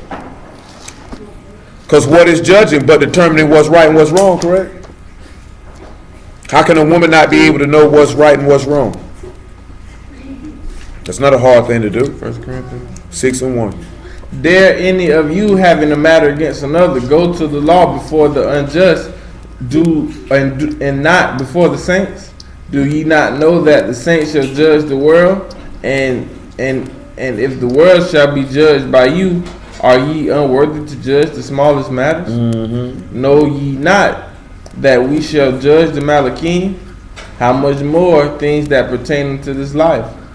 And then, if then ye have judgments of things pertaining to this life, set them to judge who are least esteemed in the assembly. See that did not say that a man had to do it. Judging is just settling a dispute. Truth be told, in the natural sense, in America, that's all judges are in a courtroom to do, to make sure things are moderated and to settle disputes. That's all they're there for. Come on back to Yahushua son of Nun and try to say it, man.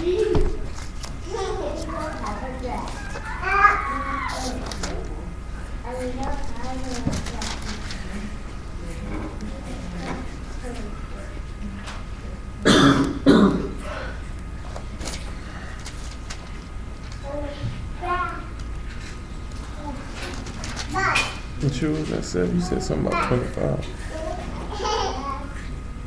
No, I did not.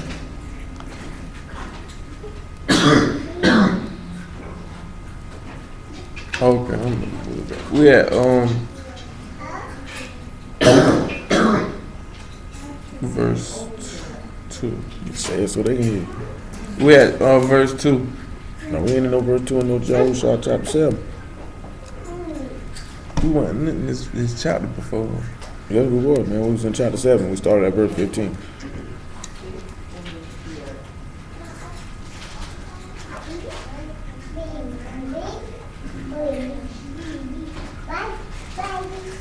It said, we have verse 15. It said, it shall be that the thing that is taken with the cursed thing shall be burnt with fire, and he that he have, and he and all that he have, because he transgressed the covenant of Yahuwah, because he hath wrought folly in Yasharal. Yep. So Yahushua rose up early in the morning and brought Yasharal by their tribes, and the tribe of Yehuda was taken.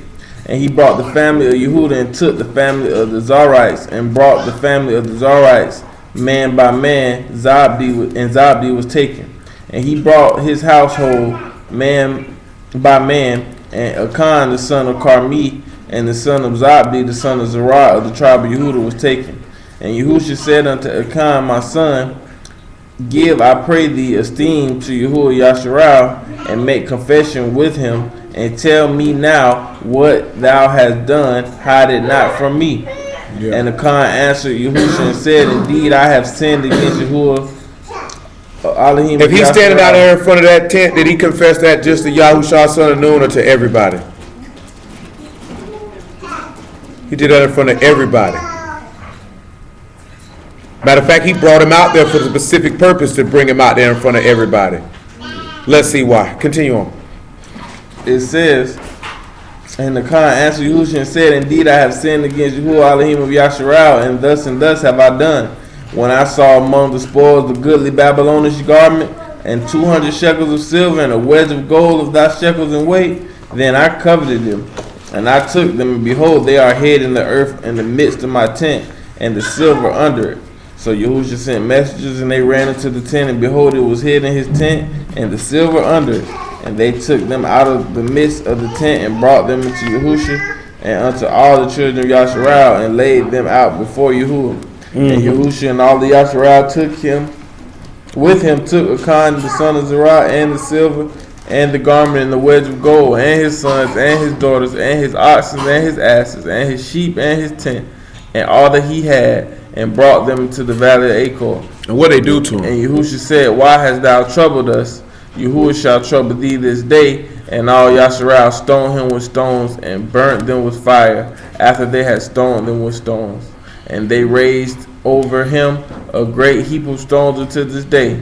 So Yahuwah turned from the fierceness of his anger, wherefore the names of that place was called the Valley of Achor. When y'all say that would have been a shame and a reproach and a dishonor and a humiliation that this man just suffered. And he suffered it because of what? Sin. That's what he suffered it for. Now, we're going to tie that into Mashiach in a moment. But let's go to Judges chapter 18 and verse 1.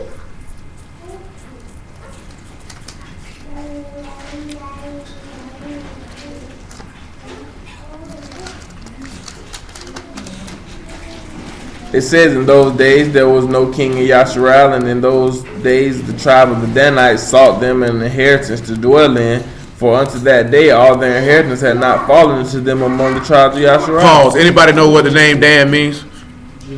The judge. Keep that in mind. Let's go. It says, the children of Dan sent of their families 5 men from their coast, men of valor, from Zorah and from Eshtold, to spy out the land and to search it. And they said unto them, go search the land. Who, when they went to Mount Ephraim, to the house of Makah, they lodged there. Go ahead. And when they were by the house of Makah, they knew the voice of the young man of the Levite. They said they knew what? The voice of the young man, the Levite. They knew the what? The voice of the young man, the Levite. Pause. John 10 and 25. The Levite is a what? So if they knew his voice, what was Yahusha? Keep it. They said they knew the voice of the Levite now. It says, and Yahushua answered them, I told you, and ye believe not. The works that I do in my Father's name, they bear witness of me. Go ahead. But ye believe me not, because ye are not of my sheep, as I have said unto you. Go ahead. My sheep hear my voice. My sheep do what? Hear my voice. They do what? And I know them, and they follow me. Now come back to Judges. We had Judges chapter 18, verse 3. It said, when they were by the house of Makah, they knew the voice of the young man, the Levite, and they turned in thither and said unto him, And he said they turned into thither, that mean they came to him, wouldn't it? Mm-hmm. Same what you just seen in John. Come on with it. And they said unto him, who has brought thee here? And what makest thou in this place? Go ahead. And what hast thou here? Go ahead. And he said unto them, thus and thus dealt Makah with me, and have hired me, and I am his priest. Uh-huh. And they said unto him, as counsel, we pray thee of Elohim, that we may know whether our way which we go shall be prosperous. What'd he say? And the priest said unto them, go in shalom before Yahuwah is your way wherein ye go. Go ahead. Then the 5 men departed and came to Laish. They came to where? Laish. And what did they see? And they saw the people that were therein, how they dwelt careless. They dwelt what? Careless. Hold on. Let's see what that means to dwell carelessly. Let's get some understanding on that. That word for careless is batak, and it says that they dwelt safely. They were confident. That's what it was. They were confident. When it said they dwelt carelessly, they dwelt confidently. Go ahead. After the manner of the Zidonians. Hold on. So what is the manner of the Zidonians? Idolatry. Sinful. Let's see the next thing he say. It says quiet and secure, and there was no magistrate. Hold on. They were what? They were quiet and secure. And there was no magistrate. Now this city is north of Jerusalem. This is in the land. They're in the land. That's why he mentioned in verse 1 that there was no king in Yasharal at the time. They in the land sinning. And they chilling. He said what? No what in the land at the time? There was no magistrate. And what else it say? It says, and that they might put them to shame. To put them to what? To shame. To put them to what? To shame. And Whoa. anything that they were far from the Zidonians and had no business with any man. Now listen to here, right? That word for magistrate is Yerash. That word literally means to cause someone to be dispossessed. Cause someone to be impoverished, or to take possession of, or to seize, or to dispossess. So basically, if he's saying there wasn't a magistrate in the land to do what else would do with them, to put them to shame in anything, that means there wasn't anybody to put them up. If they were called to be disinherited, what would have to happen to cause them to be disinherited? We kind of looked at it a little bit in Leviticus 26. What would have to happen to cause them to be disinherited that they might be put to shame? Because you kind of seen it with Achan. Was he not caused to be disinherited? They seized everything he had and stoned it and burned it. Now these are 5 Danites that are trying to overtake this land. Are these strangers they looking at, or are these people of Yasharal they looking at? Don't nobody got no idea. Who are these people they coming across? Are they strangers, or are they the seed of Israel? See, that's right. Those are his own people. And he's saying there's not a magistrate here to put them to shame. Now, why would there be a magistrate there that needs to put them to shame if they're walking after the way of the Zidonians? They don't have nobody teaching them the way you do. Ain't even that they said what? They knew the way of Yahuwah clearly. But they there was nobody to judge them, to remove them for their works. So you know what we have to do? Like as an example, who rose up and executed judgment on behalf of Yahuwah when people were sinning? That was one of them. I'm looking for an individual man. He got an eternal inheritance for doing it too. Is it what? He rose up on that. Yeah, there's a man who rose up and executed judgment, and he was given an eternal inheritance for doing so. Phineas did it. And why did he execute judgment for? No, they was messing with Baal Peor. They were around there messing with Baal Peor, around here putting their mouths on vaginas and doing whatever else they was doing. If you've ever looked at Baal Peor, they were getting off, besides worshiping the idol god. And that man rose up, and he had the Moabitess woman around there running her mouth. And he jumped up through there and went in their tent and hit him with a javelin, killed her and him. That zeal had got on him. The jealousy got on them. And you know why they got on them? Because they were putting the whole congregation to shame to a point that there was a plague in the camp and people were dying. Because sin was amongst the people. So we got to cause you to be disinherited.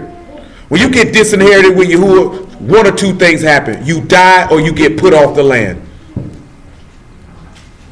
There's no you lose your inheritance and you stay here. You get killed or you get removed.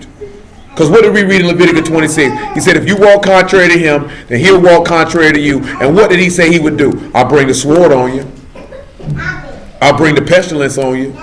I will cause you to disinherit your inheritance. Matter of fact, I think it's a particular chapter when it comes to that. I'm trying to recall where it is. That's a hard thing to sit back and think. How many of y'all will feel if you lost your inheritance? How would that make you feel if you lost your inheritance? Go to Numbers 14 and 11. Because truth be told, that's why we in America, we lost our inheritance.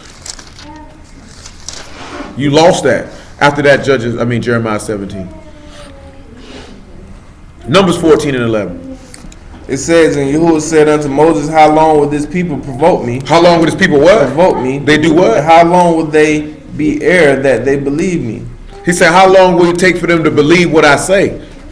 For all the signs which I have shown among them, I will smite them with the pestilence and disinherit them, and I will make of thee a greater nation and mightier than they. So from the context, when we see this man talking about disinheriting somebody, what's going to happen to you?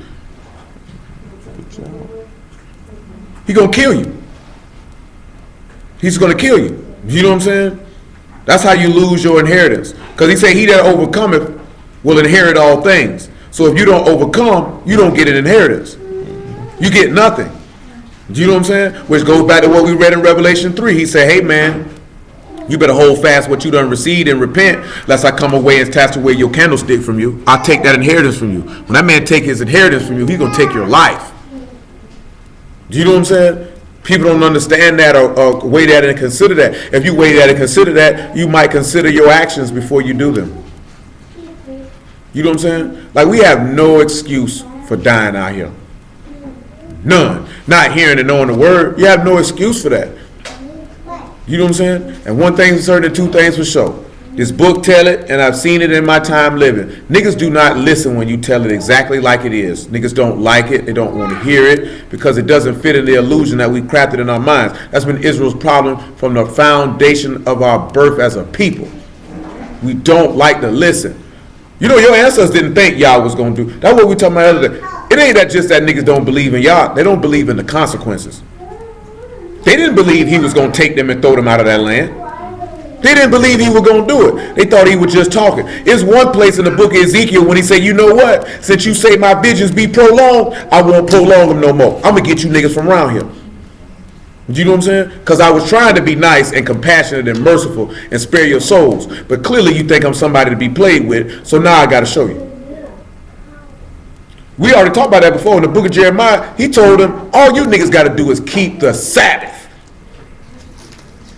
You sleeping with each other's wives. You niggas is lying. You niggas worshiping idols. You commit all manner of sin. And all I'm going to ask you to do is just keep the Sabbath.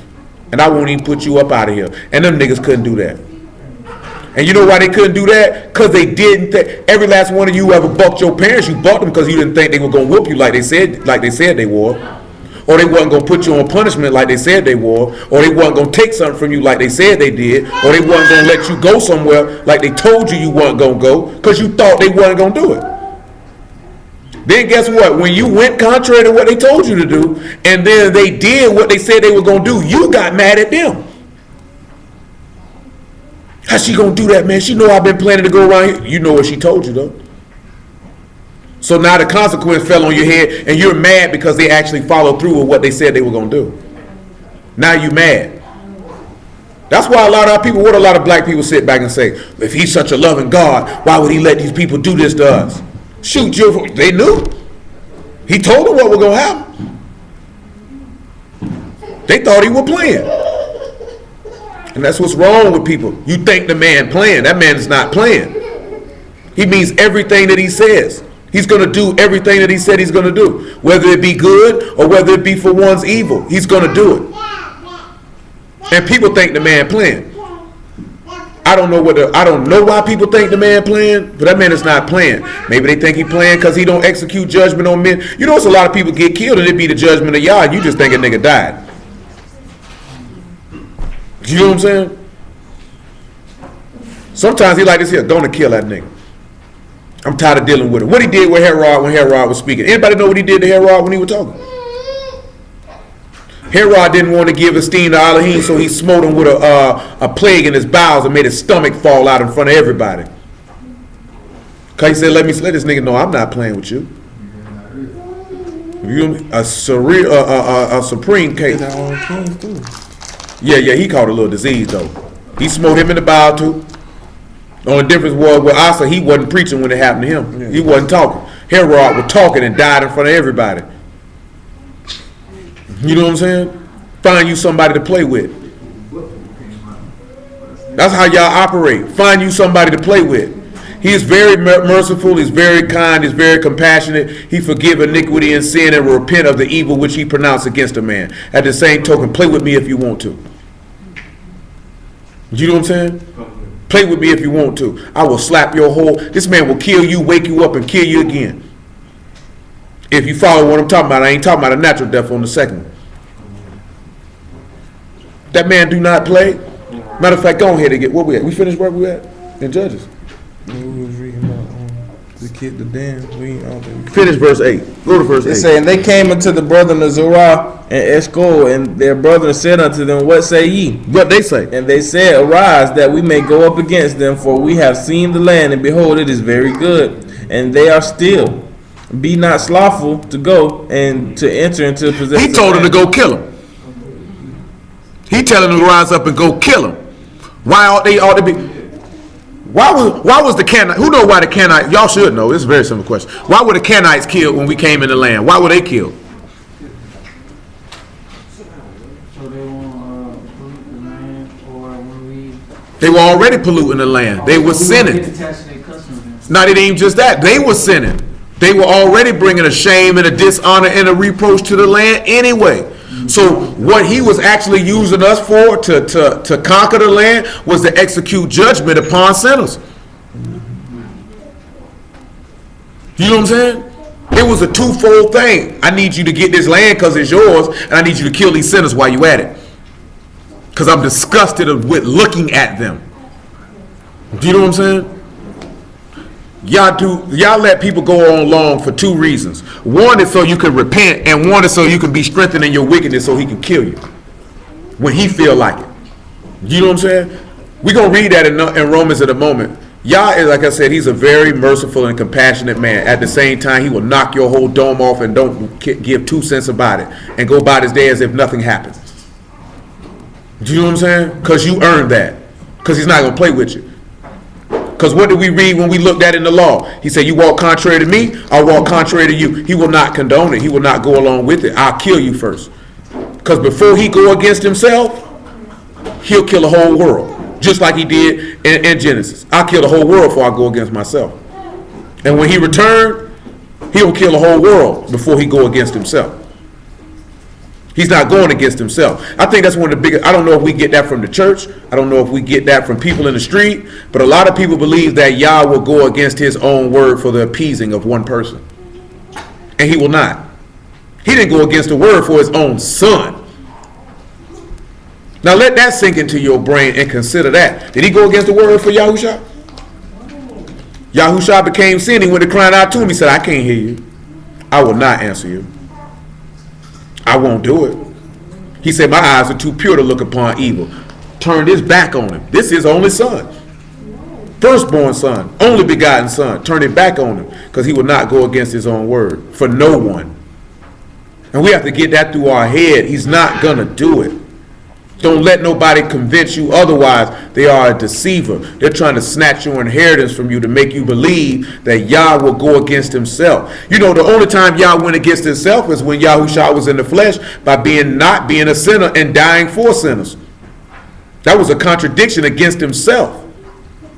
And that was a manifestation of his love. That's why we read that Romans 5 last night. Ain't nobody finna die for their enemies.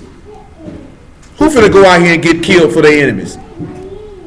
People who spit on you, disrespected you, called you a liar, disobeyed every ordinance you give, and I'm going to go up here and die for them. Do you know what I'm saying? Who going and then ask for their forgiveness while they doing it to me? That's why I can tell you that a nigga can cross me and I can forgive you. I just don't fool like y'all don't fool with sinners. But he said he also make the rain to fall on the just and the unjust. Ain't that what he said? So that means just because I don't fool with you don't mean I can't show you no love, though. I just don't fool with you. You know what I'm saying? Y'all don't fool with sinners. I'll feed them, though. I'll clothe them, though. I'll rain on their crops. Let them have kids, prosper them in life, but then I'm going to send them to hell when it's over with. Because I am a just man. What good is it to me if I show love to those that love me and not to those who don't? That's why he say, be ye perfect, that you might be the children of your father. It's real easy to look out for a nigga who love you. Oh, is that? You speak to. You know what I'm saying? It's real easy to do that. But look out for somebody who hates you. It's real easy to look out for somebody who can give you something back. How about you go look out for somebody who can't? That's what the man said in Matthew chapter 5. You can read it for yourself. He said, what thank have you if you give that to your neighbor knowing your neighbor pay you back? You ain't did nothing. Do you know what I'm saying? That's why he said when that woman threw that one mite in the treasury, he said that woman done gave more than all these rich men. He said how? Because she threw in there everything she had. They threw in there their excess. And that's an example of the selflessness of Elohim. And that's the stuff people don't want to deal with, talk about. That's why people don't like to listen to me speak about the word from time to time. Because I'm going to tell you, that man will kill you. You know what I'm saying? You need to know that. You need to have the healthy respect and fear for that man. You know what I'm talking about? A strong love and honor and reverence for this man to know, oh, my daddy don't play. That's already supposed to be in the front of your mind, the side of your mind, the back of your mind. My daddy don't play. He told you in Proverbs, if sinners entice thee to what? Consent thou not. You know, people tell you, oh, I can't do that. My daddy will beat me. Some of y'all, when y'all were young, you had your friends, let's go do this. Knowing your people gonna bust you upside your head and you listen to them. You ain't sit back and say, oh, no, my mama gonna beat me. My daddy gonna do this, my daddy gonna do that. I can't do that with you. I can't get in trouble. I can't get in trouble. And that's where it come in at, because especially with black people, because we talk about it. Back in the days, your parents knew your friends and they knew your friends' parents and all.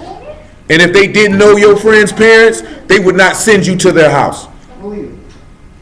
You can't go spend the night over there. You can't go over there. I don't know them.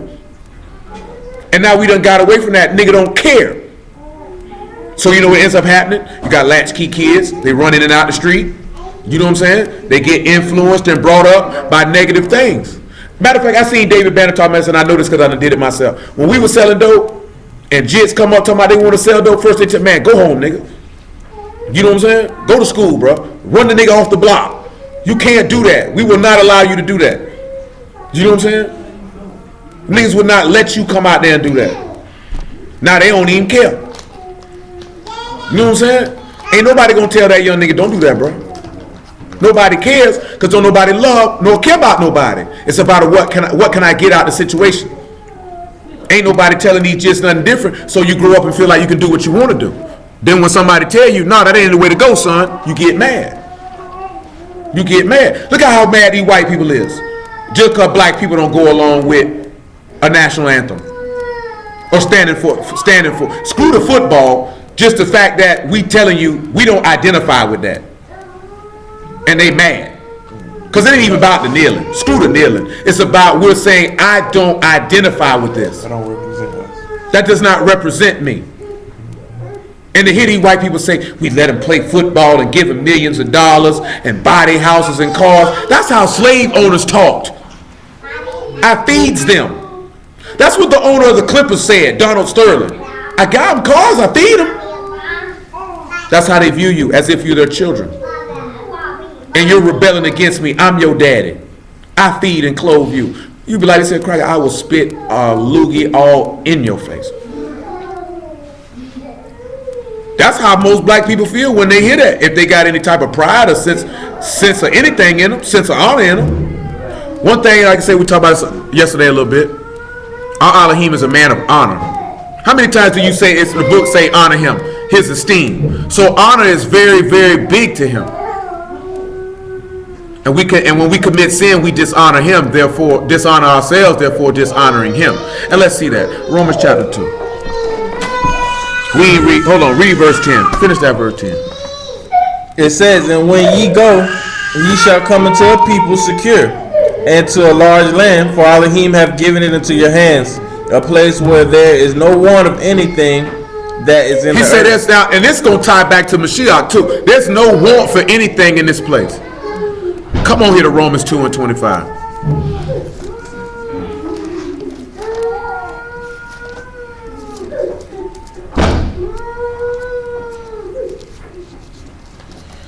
It says, for the circumcision verily profiteth, but if thou keep the law, but if thou be a breaker of the law, thy circumcision is made uncircumcision. Mm-hmm. Therefore, if the uncircumcision keep the righteousness of the law, shall not the uncircumcision... Back me up to 23, because I don't think we hit what we wanted. This go back to the one, what we finna read, go back to the very thing that I mentioned all the time. It is not about you.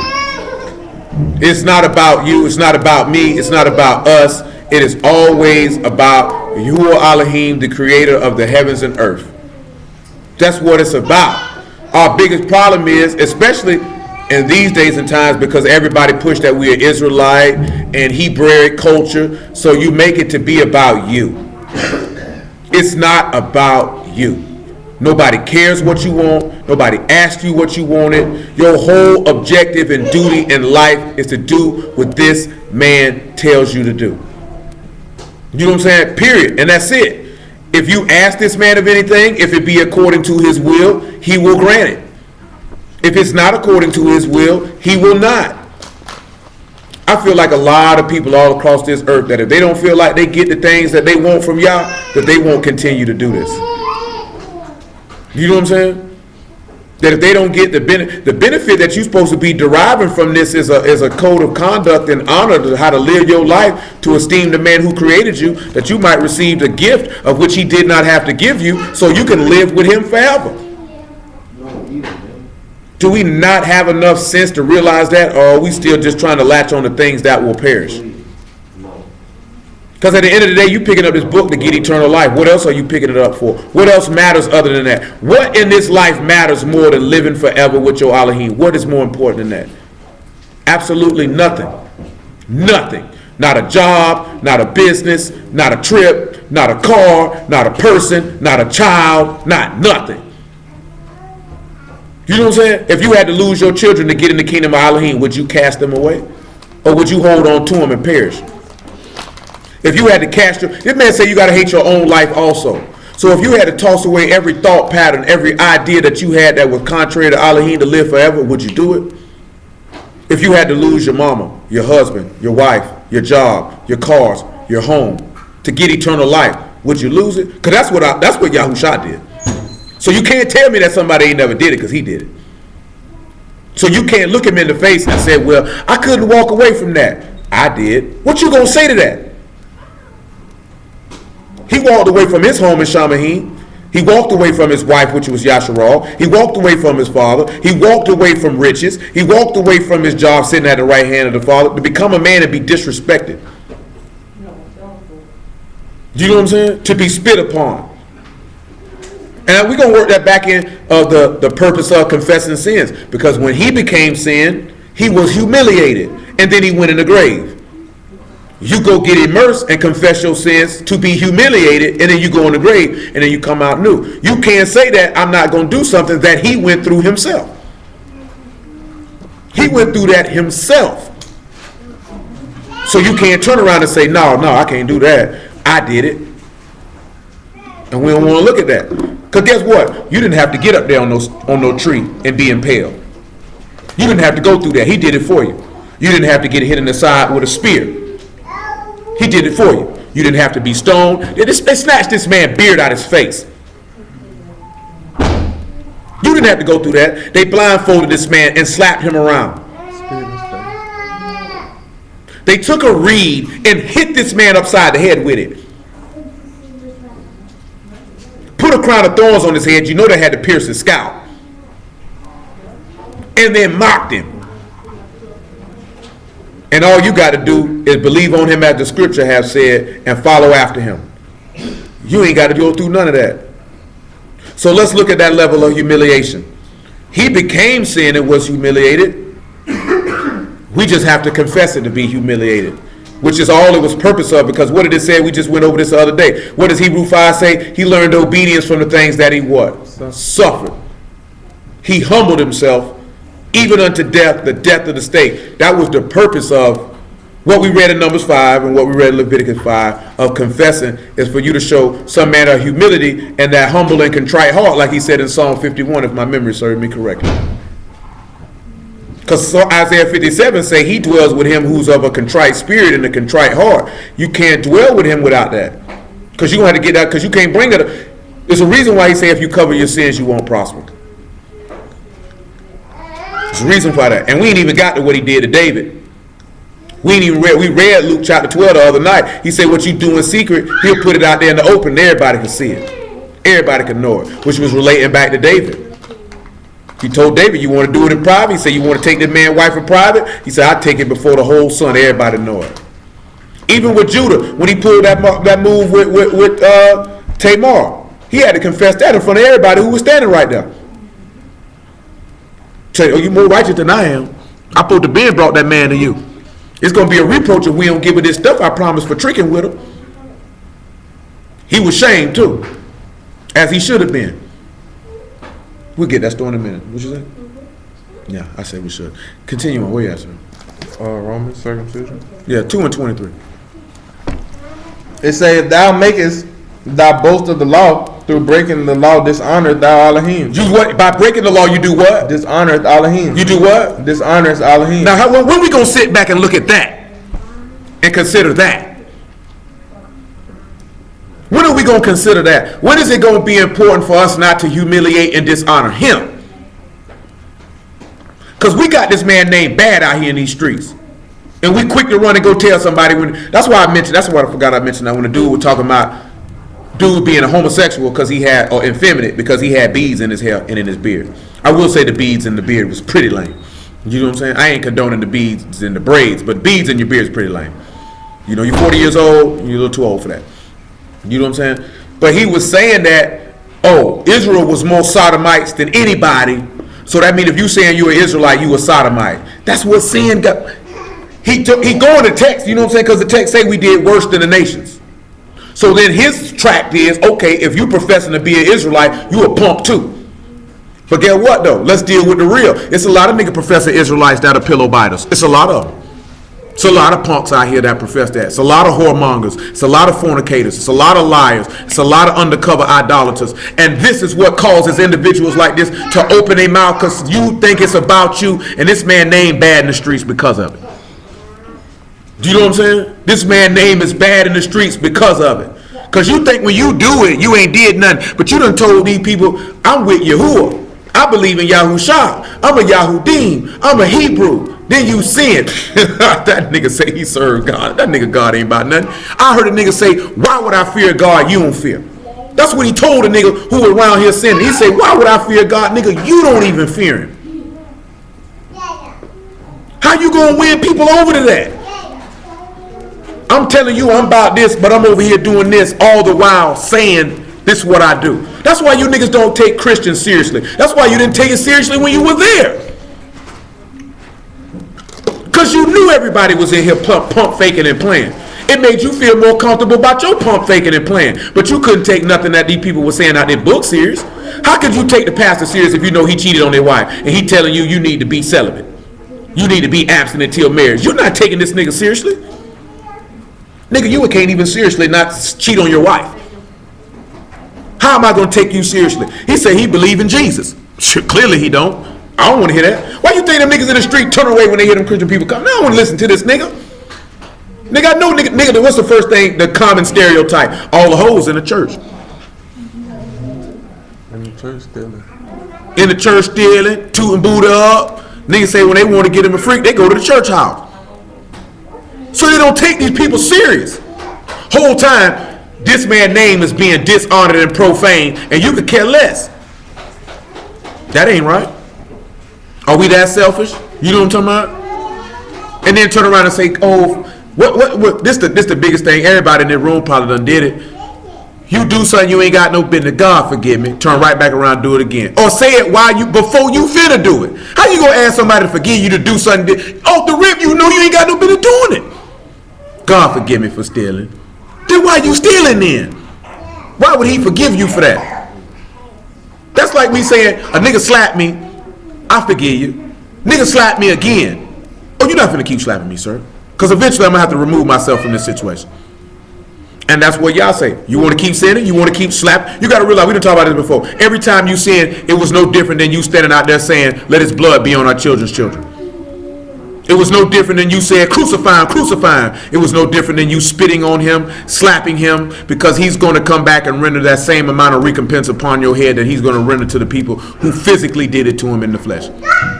And that's what the text says. Genesis chapter 9. He that spilleth man's blood, by man his blood shall be shed. When you commit sin, it's as if you killed him. That's how he look at it. Is that not what the book says? That's how he look at it. He don't look at it no different. He does not look at it any different. Because in actuality and reality, you show yourself to be the children of those who killed him. Because that's what he told the scribes and the Pharisees. They said, we wouldn't have killed the prophets. He said, you bear witness, you the children of them who killed the prophets. I ain't say nothing to you about killing no prophets. You just told on yourself, nigga. Or like he told Judas. What he told Judas was Stanley? Thou sayest. It is what it is. It's hard. It's rough. But it's reality, though. What I need to hit, man. Tight middle ground. Let's go to, give me Proverbs 18:3.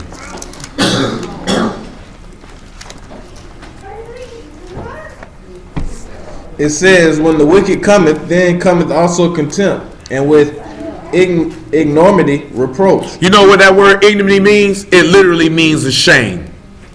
Literally means shame. Literally means reproach. And what did he say with that? When the wicked come or when the foolishness come, that's when shame come. You know, the book say we all fool for Mashiach's sake. Let's look and see how Mashiach became sin, because we wrote it up on 5 o'clock. 2 Corinthians 5 and about 18.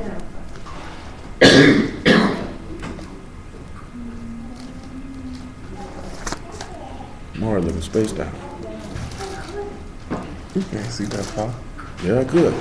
I seen him sitting there looking like I ain't sat this still in a long time. 2 Corinthians 5 and 18. It says, all things are of Elohim, who hath reconciled us to himself by Yahushua Mashiach, and have given to us ministry of reconciliation. To wit, the Elohim was in the Mashiach reconciling the world unto himself, not imputing their trespasses unto them, and have committed unto us the word of reconciliation. Yes, sir. Now then, we are ambassadors of the Mashiach, as though Elohim did beseech you by us. We pray you in Mashiach's stead by the reconciliation of Elohim. For he hath made him to be sin for us. He made him to be what? Sin for us. Go ahead. Who knew no sin. That knew no what? No sin, that we might be made the righteousness of Elohim. Now let's look at Hebrews chapter 12 and verse 1 or 2. Yahushua hated sin so much that he resisted it. That he came to condemn sinful flesh in the flesh. He resisted it.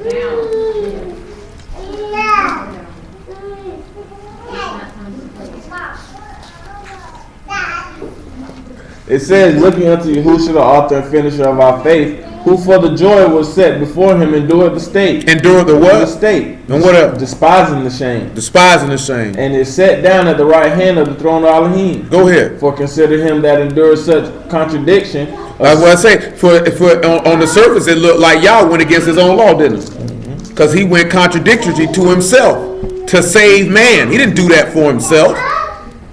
That man got shamed and disrespected for other people. He didn't do that for himself. Go ahead. My eyes are going off. Verse 3. Yep. It say, for consider him that endures such contradiction of sinners against himself, lest ye be weary and faint in your minds. Ye have not yet resisted in blood unto striving to sin. We ain't got against sin. We ain't got no business falling out, fainting. Ain't none of us in here ever shed no blood not to sin.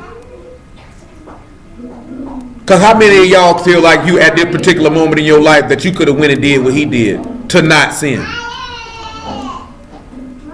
How many of y'all would have let somebody spit in your face to not sin? How many of y'all would let somebody slap you in your face not to sin? How many of y'all would let somebody stone you and impale you to resist sin? So ain't none of us got no reason to commit no sin. Ain't none of y'all going through nothing like that for you to be falling out that week to go sin. Period. It's no excuse. John 15 and 20.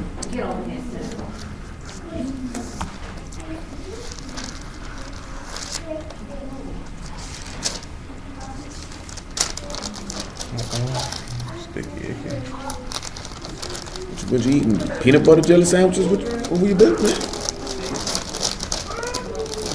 I have churn. Always blame it on the churn. Hey man, just because you read and eat a sandwich, don't you blame it on Si. Si brought me a book the other day. I say, what that is? The Bible. That's what she said. Yeah, I know. She snatched him. 15. She had brought it to me. Said, I want to read. I said, what book this is? Bible. Huh? John 15. She sounded confident with it too. 15. Bible. 15 and 20. 15 and 20. It says, remember the word that I said unto you, the servant is not greater than his master. If they have persecuted me, they will also persecute you. If they have kept my saying, they will keep yours also. But all these things will they do unto you for my name's sake, because they know not him that sent me. They don't know him. If I had not come and spoken unto them, they had not had sin. They wouldn't have had no sin. But now they have no cloak for their sin. You have no excuse. You have nothing. Listen what he said. They have no what? No cloak for their sin. Let's look at something, right? Nahum chapter 3 and verse 12.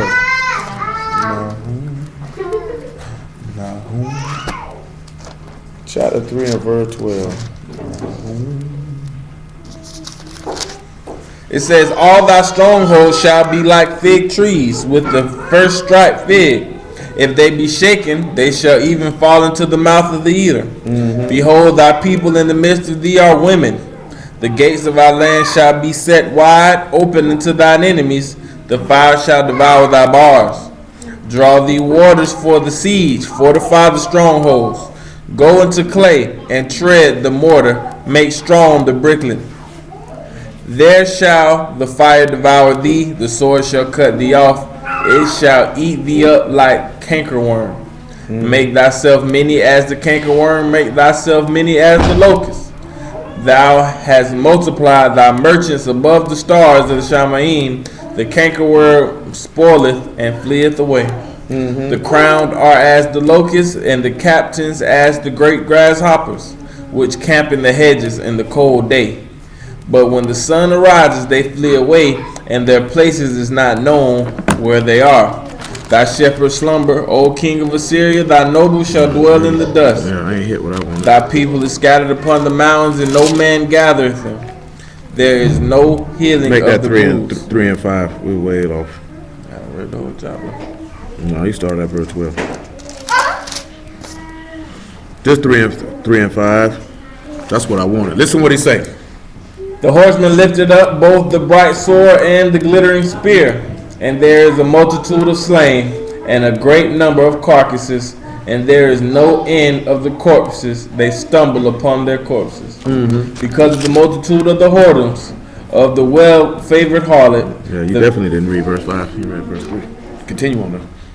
of the harlot, the mistress of witchcraft that selleth nations through her whoredom, and families through their witchcraft. Behold, I am against thee, says Yahuwah of hosts, and I will discover thy skirt upon thy face, and I will show the nations thy nakedness, and the kingdoms thy shame. See, there's a reason like this here, right? Now, we looked at a couple spots where people got killed when they had to confess what they had going on. Because even with David, David didn't confess his sin, so to speak. His sin was a parable was given unto him. He pronounced judgment on the person thinking this was an actual action, and then Nathan told him, that man is you. And then he told him what his judgment was. Told him, I put the sin away and you ain't gonna die. But then he told him everything that would happen to him. I'm gonna take all your wives. The sword will forever be in your house. Because see, y'all tell you he forgives sin, but he by no means clears the guilty though. Go sit down. You ain't finna do something and then he say, I forgive you, and then there's not a punishment and a retribution and a recompense for what you did. He does not raise children that. You know what happens when you do not chastise and rebuke children for negative behavior? You reinforce in their mind that this is the proper way for them to conduct themselves. You know what I'm saying? Yahuwah does not raise nor teach his children in that fashion. He will bust you upside your head behind it.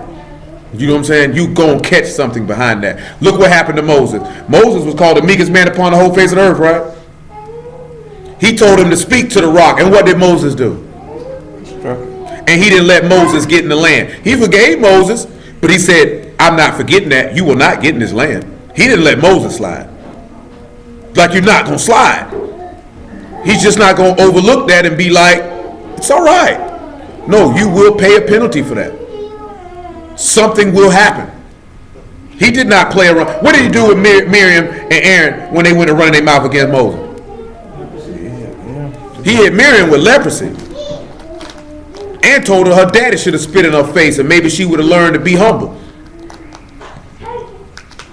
What did he do to Aaron's sons for burning strange incense? Killed them. And you know what he told Aaron after he killed his sons? You bet not weep for them niggas or I'm going to kill you too. That's what he told him. He said, you bet not shed a tear. Don't put no sackcloth on. Don't do nothing. Because the minute you do it, I'm going to kill you too. You think that was Aaron punishment too? No, Aaron didn't catch no. Them boys went and did that on their own. I know, I'm just saying Aaron did some little flaw stuff too though. They did though, but He ain't never really getting no full. it just wasn't written. Yeah, that's what I meant. It ain't never put on paper. But that boy has some. He has some cards. It just wasn't written. But Aaron's sons went and burned incense, strange incense, and he killed them and told Aaron, you bet not weep for him. What about what he told Samuel about Saul? What you weeping for that nigga for? Seeing I done rejected him. You better get up and go do what I told you to do. I don't know what you praying and crying for this nigga for. You know what I'm saying? And people don't want to hear that. Y'all sat back and looked at Samuel. He said, and looked at Saul. He said, I repented I ain't made this nigga king. He said, I reject you, nigga. Samuel, go find me somebody new. I got somebody in mind. He weeping and praying for him. What you praying for this nigga for? But guess what though? That's how y'all operate. And guess what new people say? See, that's that God of that Old Testament. See, he was mean and harsh. See, I don't like him. See, I like the God of the New Testament. He's loving and compassionate. I like Jesus. I like Jesus. Jesus hugged people. You know what I'm saying? He kissed people upon the forehead and say, walk with me. I loveth thee. Come seeth the mountains. You know what I'm saying? But Yahushua walked through that boy and said, what them niggas in here selling? Crashed the niggas. He came talking crazy. He said, who was the one who was a neighbor to their brother? The one who showed compassion. Nigga, go do the same. That's what he told him. And go do the same. Nigga, I ain't playing with you. Always come around here asking me these cockamamie questions with that rattles you got going on, man. Get out my face. That's how they tried to play him, though. That's how they tried to play him. What do you need, man? Come on, what's something else I wanted, man? Proverbs 14 and 35.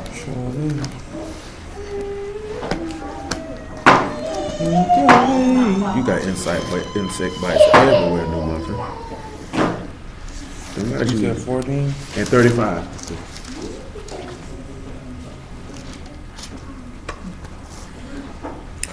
The king's favor is towards a wise servant, but his wrath is against him that causes shame. His wrath is against who? Him that causes shame. Romans 6 and 19. Make it 6 and 20. He said his wrath is against him that causes shame. What causes shame? Sin causes shame. Therefore his wrath is upon your forehead. But you are persuaded of better things than that. And you don't have to go out like that. Achan did not have to take their cursed thing and bring it in his tent. He chose to do so. And we still had to reconcile. Look what we said, right? And I just have to drop that on you right now because we're getting close to running out of time. When we look at the Danites in actuality was sent to do what? Judge, correct? They had judged these people in the city of Lachish to be sinners because they were following the way of the Zidonians, which means they were following the way of the heathen, of which Yahuwah told you not to do so, correct? So then we turn around and what do we begin to see? He said there was no magistrate or no judge to disinherit them and to cause them to be brought to shame. So when we come around and we look at it, right, we in the land of our captives, even our homeland, is there a magistrate in there to cause these people to be dispossessed?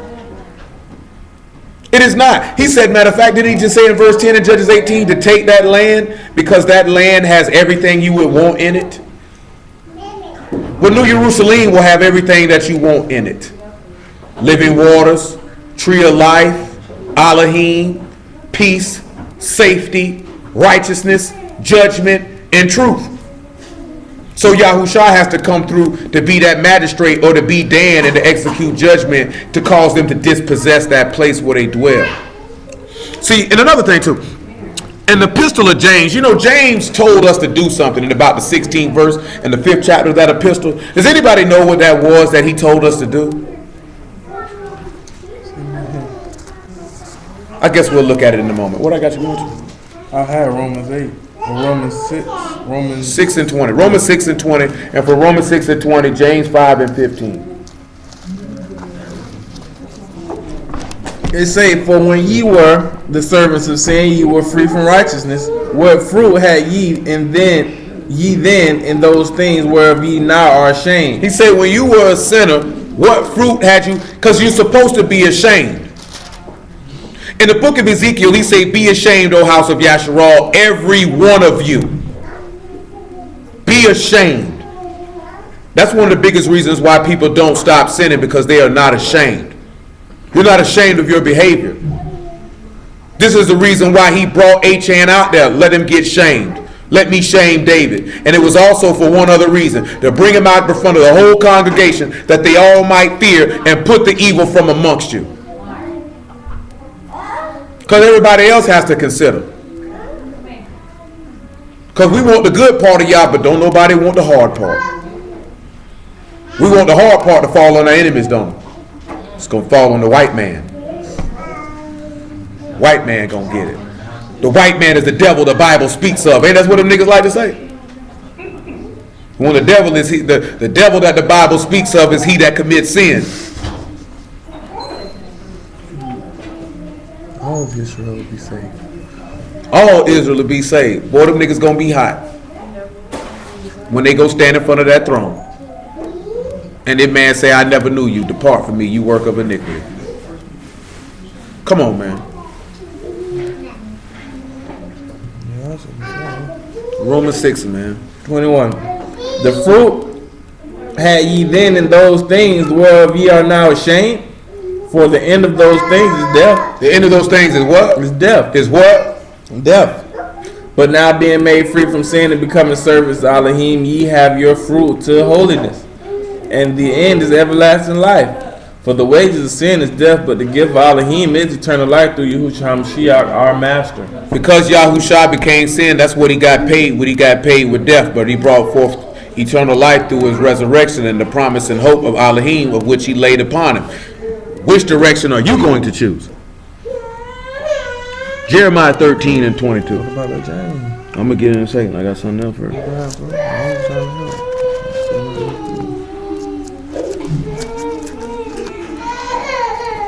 And after that, Hosea 4 and 4. Jeremiah 13 and 22. Jeremiah 13 and 22.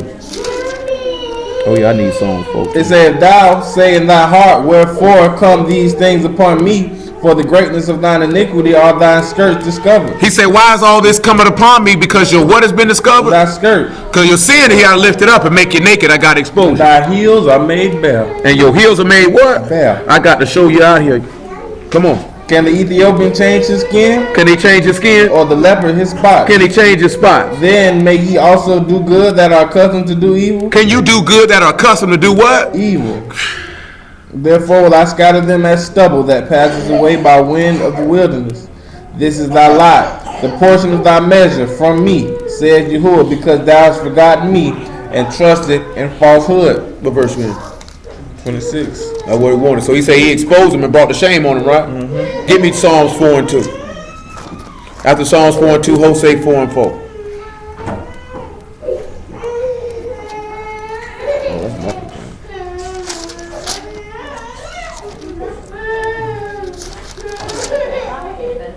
It says, O ye sons of men, how long will ye turn my esteem into shame? How long will you do what? Turn my esteem into shame. How long will you do what? Turn my esteem into shame. Go ahead. How long will ye love vanity? Long love what? Vanity. Worthlessness. And seek after leasing. Come on to Hosea 4 and 4. Crank it up now. He said you turned his esteem into shame. Jeremiah said the same thing too, didn't he?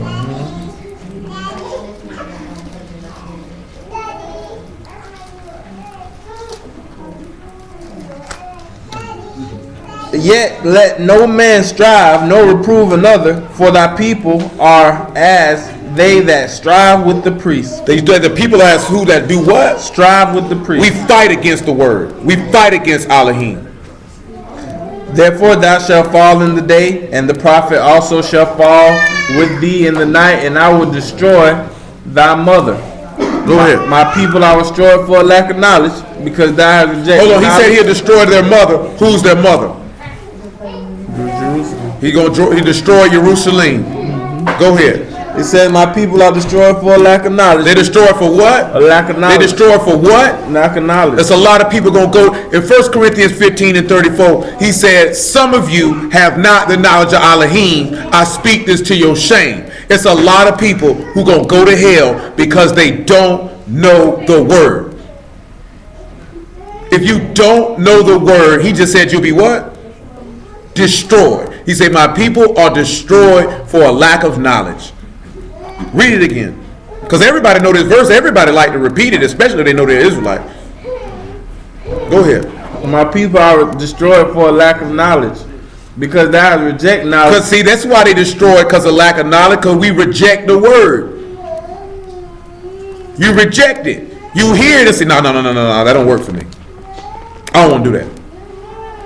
I don't want to do that. Go ahead. Because thou hast rejected knowledge, I will also reject thee. So he going to throw you away the same way you threw him away. Go ahead. Seeing thou hast forgotten the law of thy Elohim, I will also forget thy children. Woo. You wonder why your kids get killed in the street. You wonder why these people lock your children up. You wonder why so many of our children have been slaughtered and murdered. Because say you forgot me, so I forget them. Maybe that'll get your attention. Go ahead. It says, as they were increased, so they sinned against me. Therefore I will change their esteem unto shame. So because their sin increased, he turns their esteem into what? Unto shame. John 17 and 3.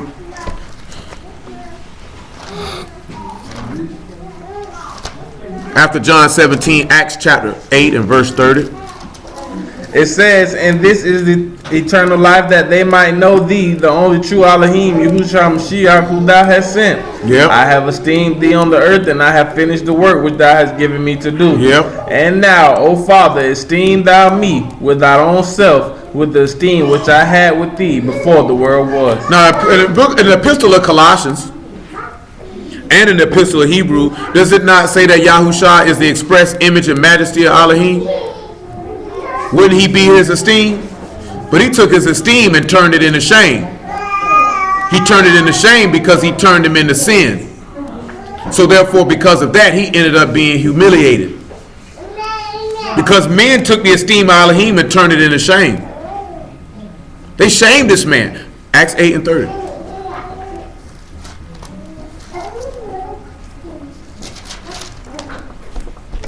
It says, and Philip ran thither to him and heard him read the prophet Isaiah, and said, understandest thou what thou read?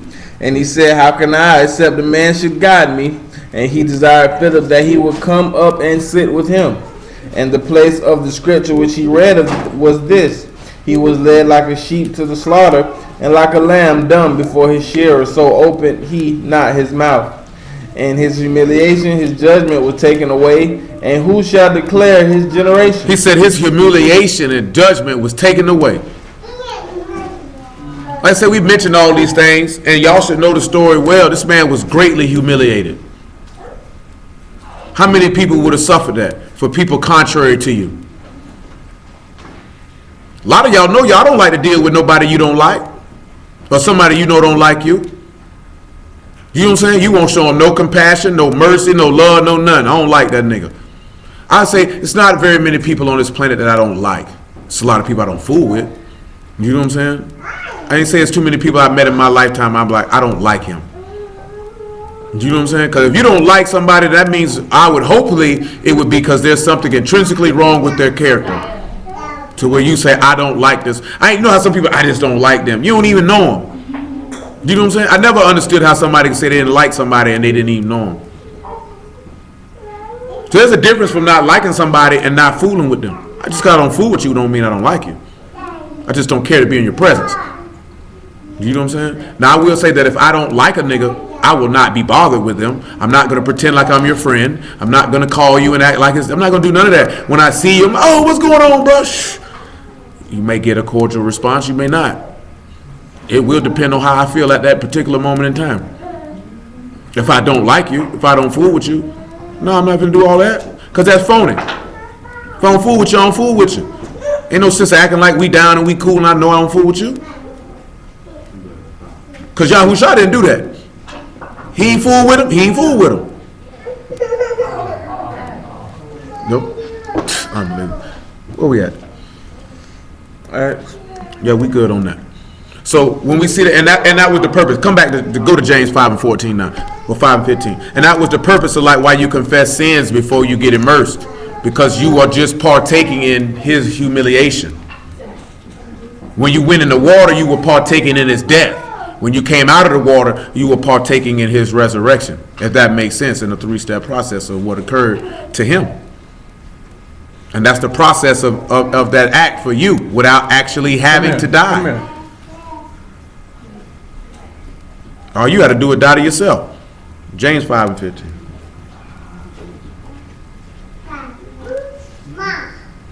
It says, and the prayer of faith shall save the sick, and Yahuwah shall raise him up. And if he have committed sins, they shall be forgiven him. Mm-hmm. Confess your faults one to another. Do what? Confess your faults one to another. Why?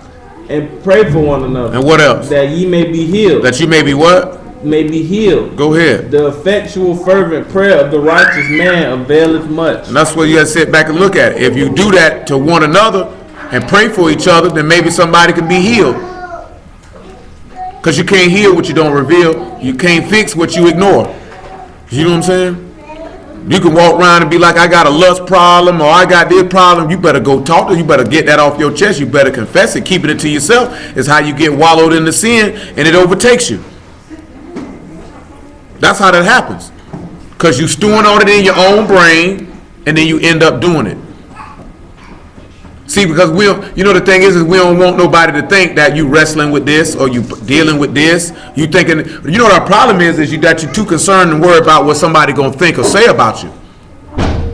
If it's about saving your soul, what do you care? And if somebody had to say something about you and you saying because you having a wrestling with your flesh, your carnal nature, of which every man, woman, and child upon this earth has to wrestle with, then that's indicative of their character, and that should not affect you in the least bit. Because you got to look at that's a reflection on them. Because 9 times out of 10, they dealing with stuff in their own heart that they don't want to deal with. So that's why they would rather ridicule you about what you're dealing with versus giving you something to encourage you to be able to tell you that you may not want to go that, or I don't say encourage, exhortation, which is a warning.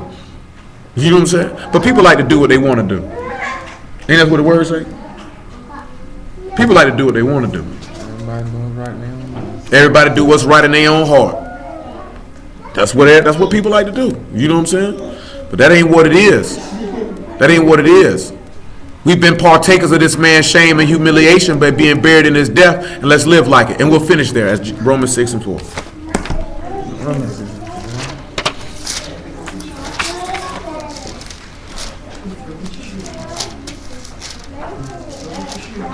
It says, therefore we are buried with him by the baptism unto death, that like as the Mashiach was raised up from the dead by the esteem of the Father, even so we should also walk in newness of life. That's what we have to sit back and look at. So hallelujah for Yahushua in the word. We will stop right there.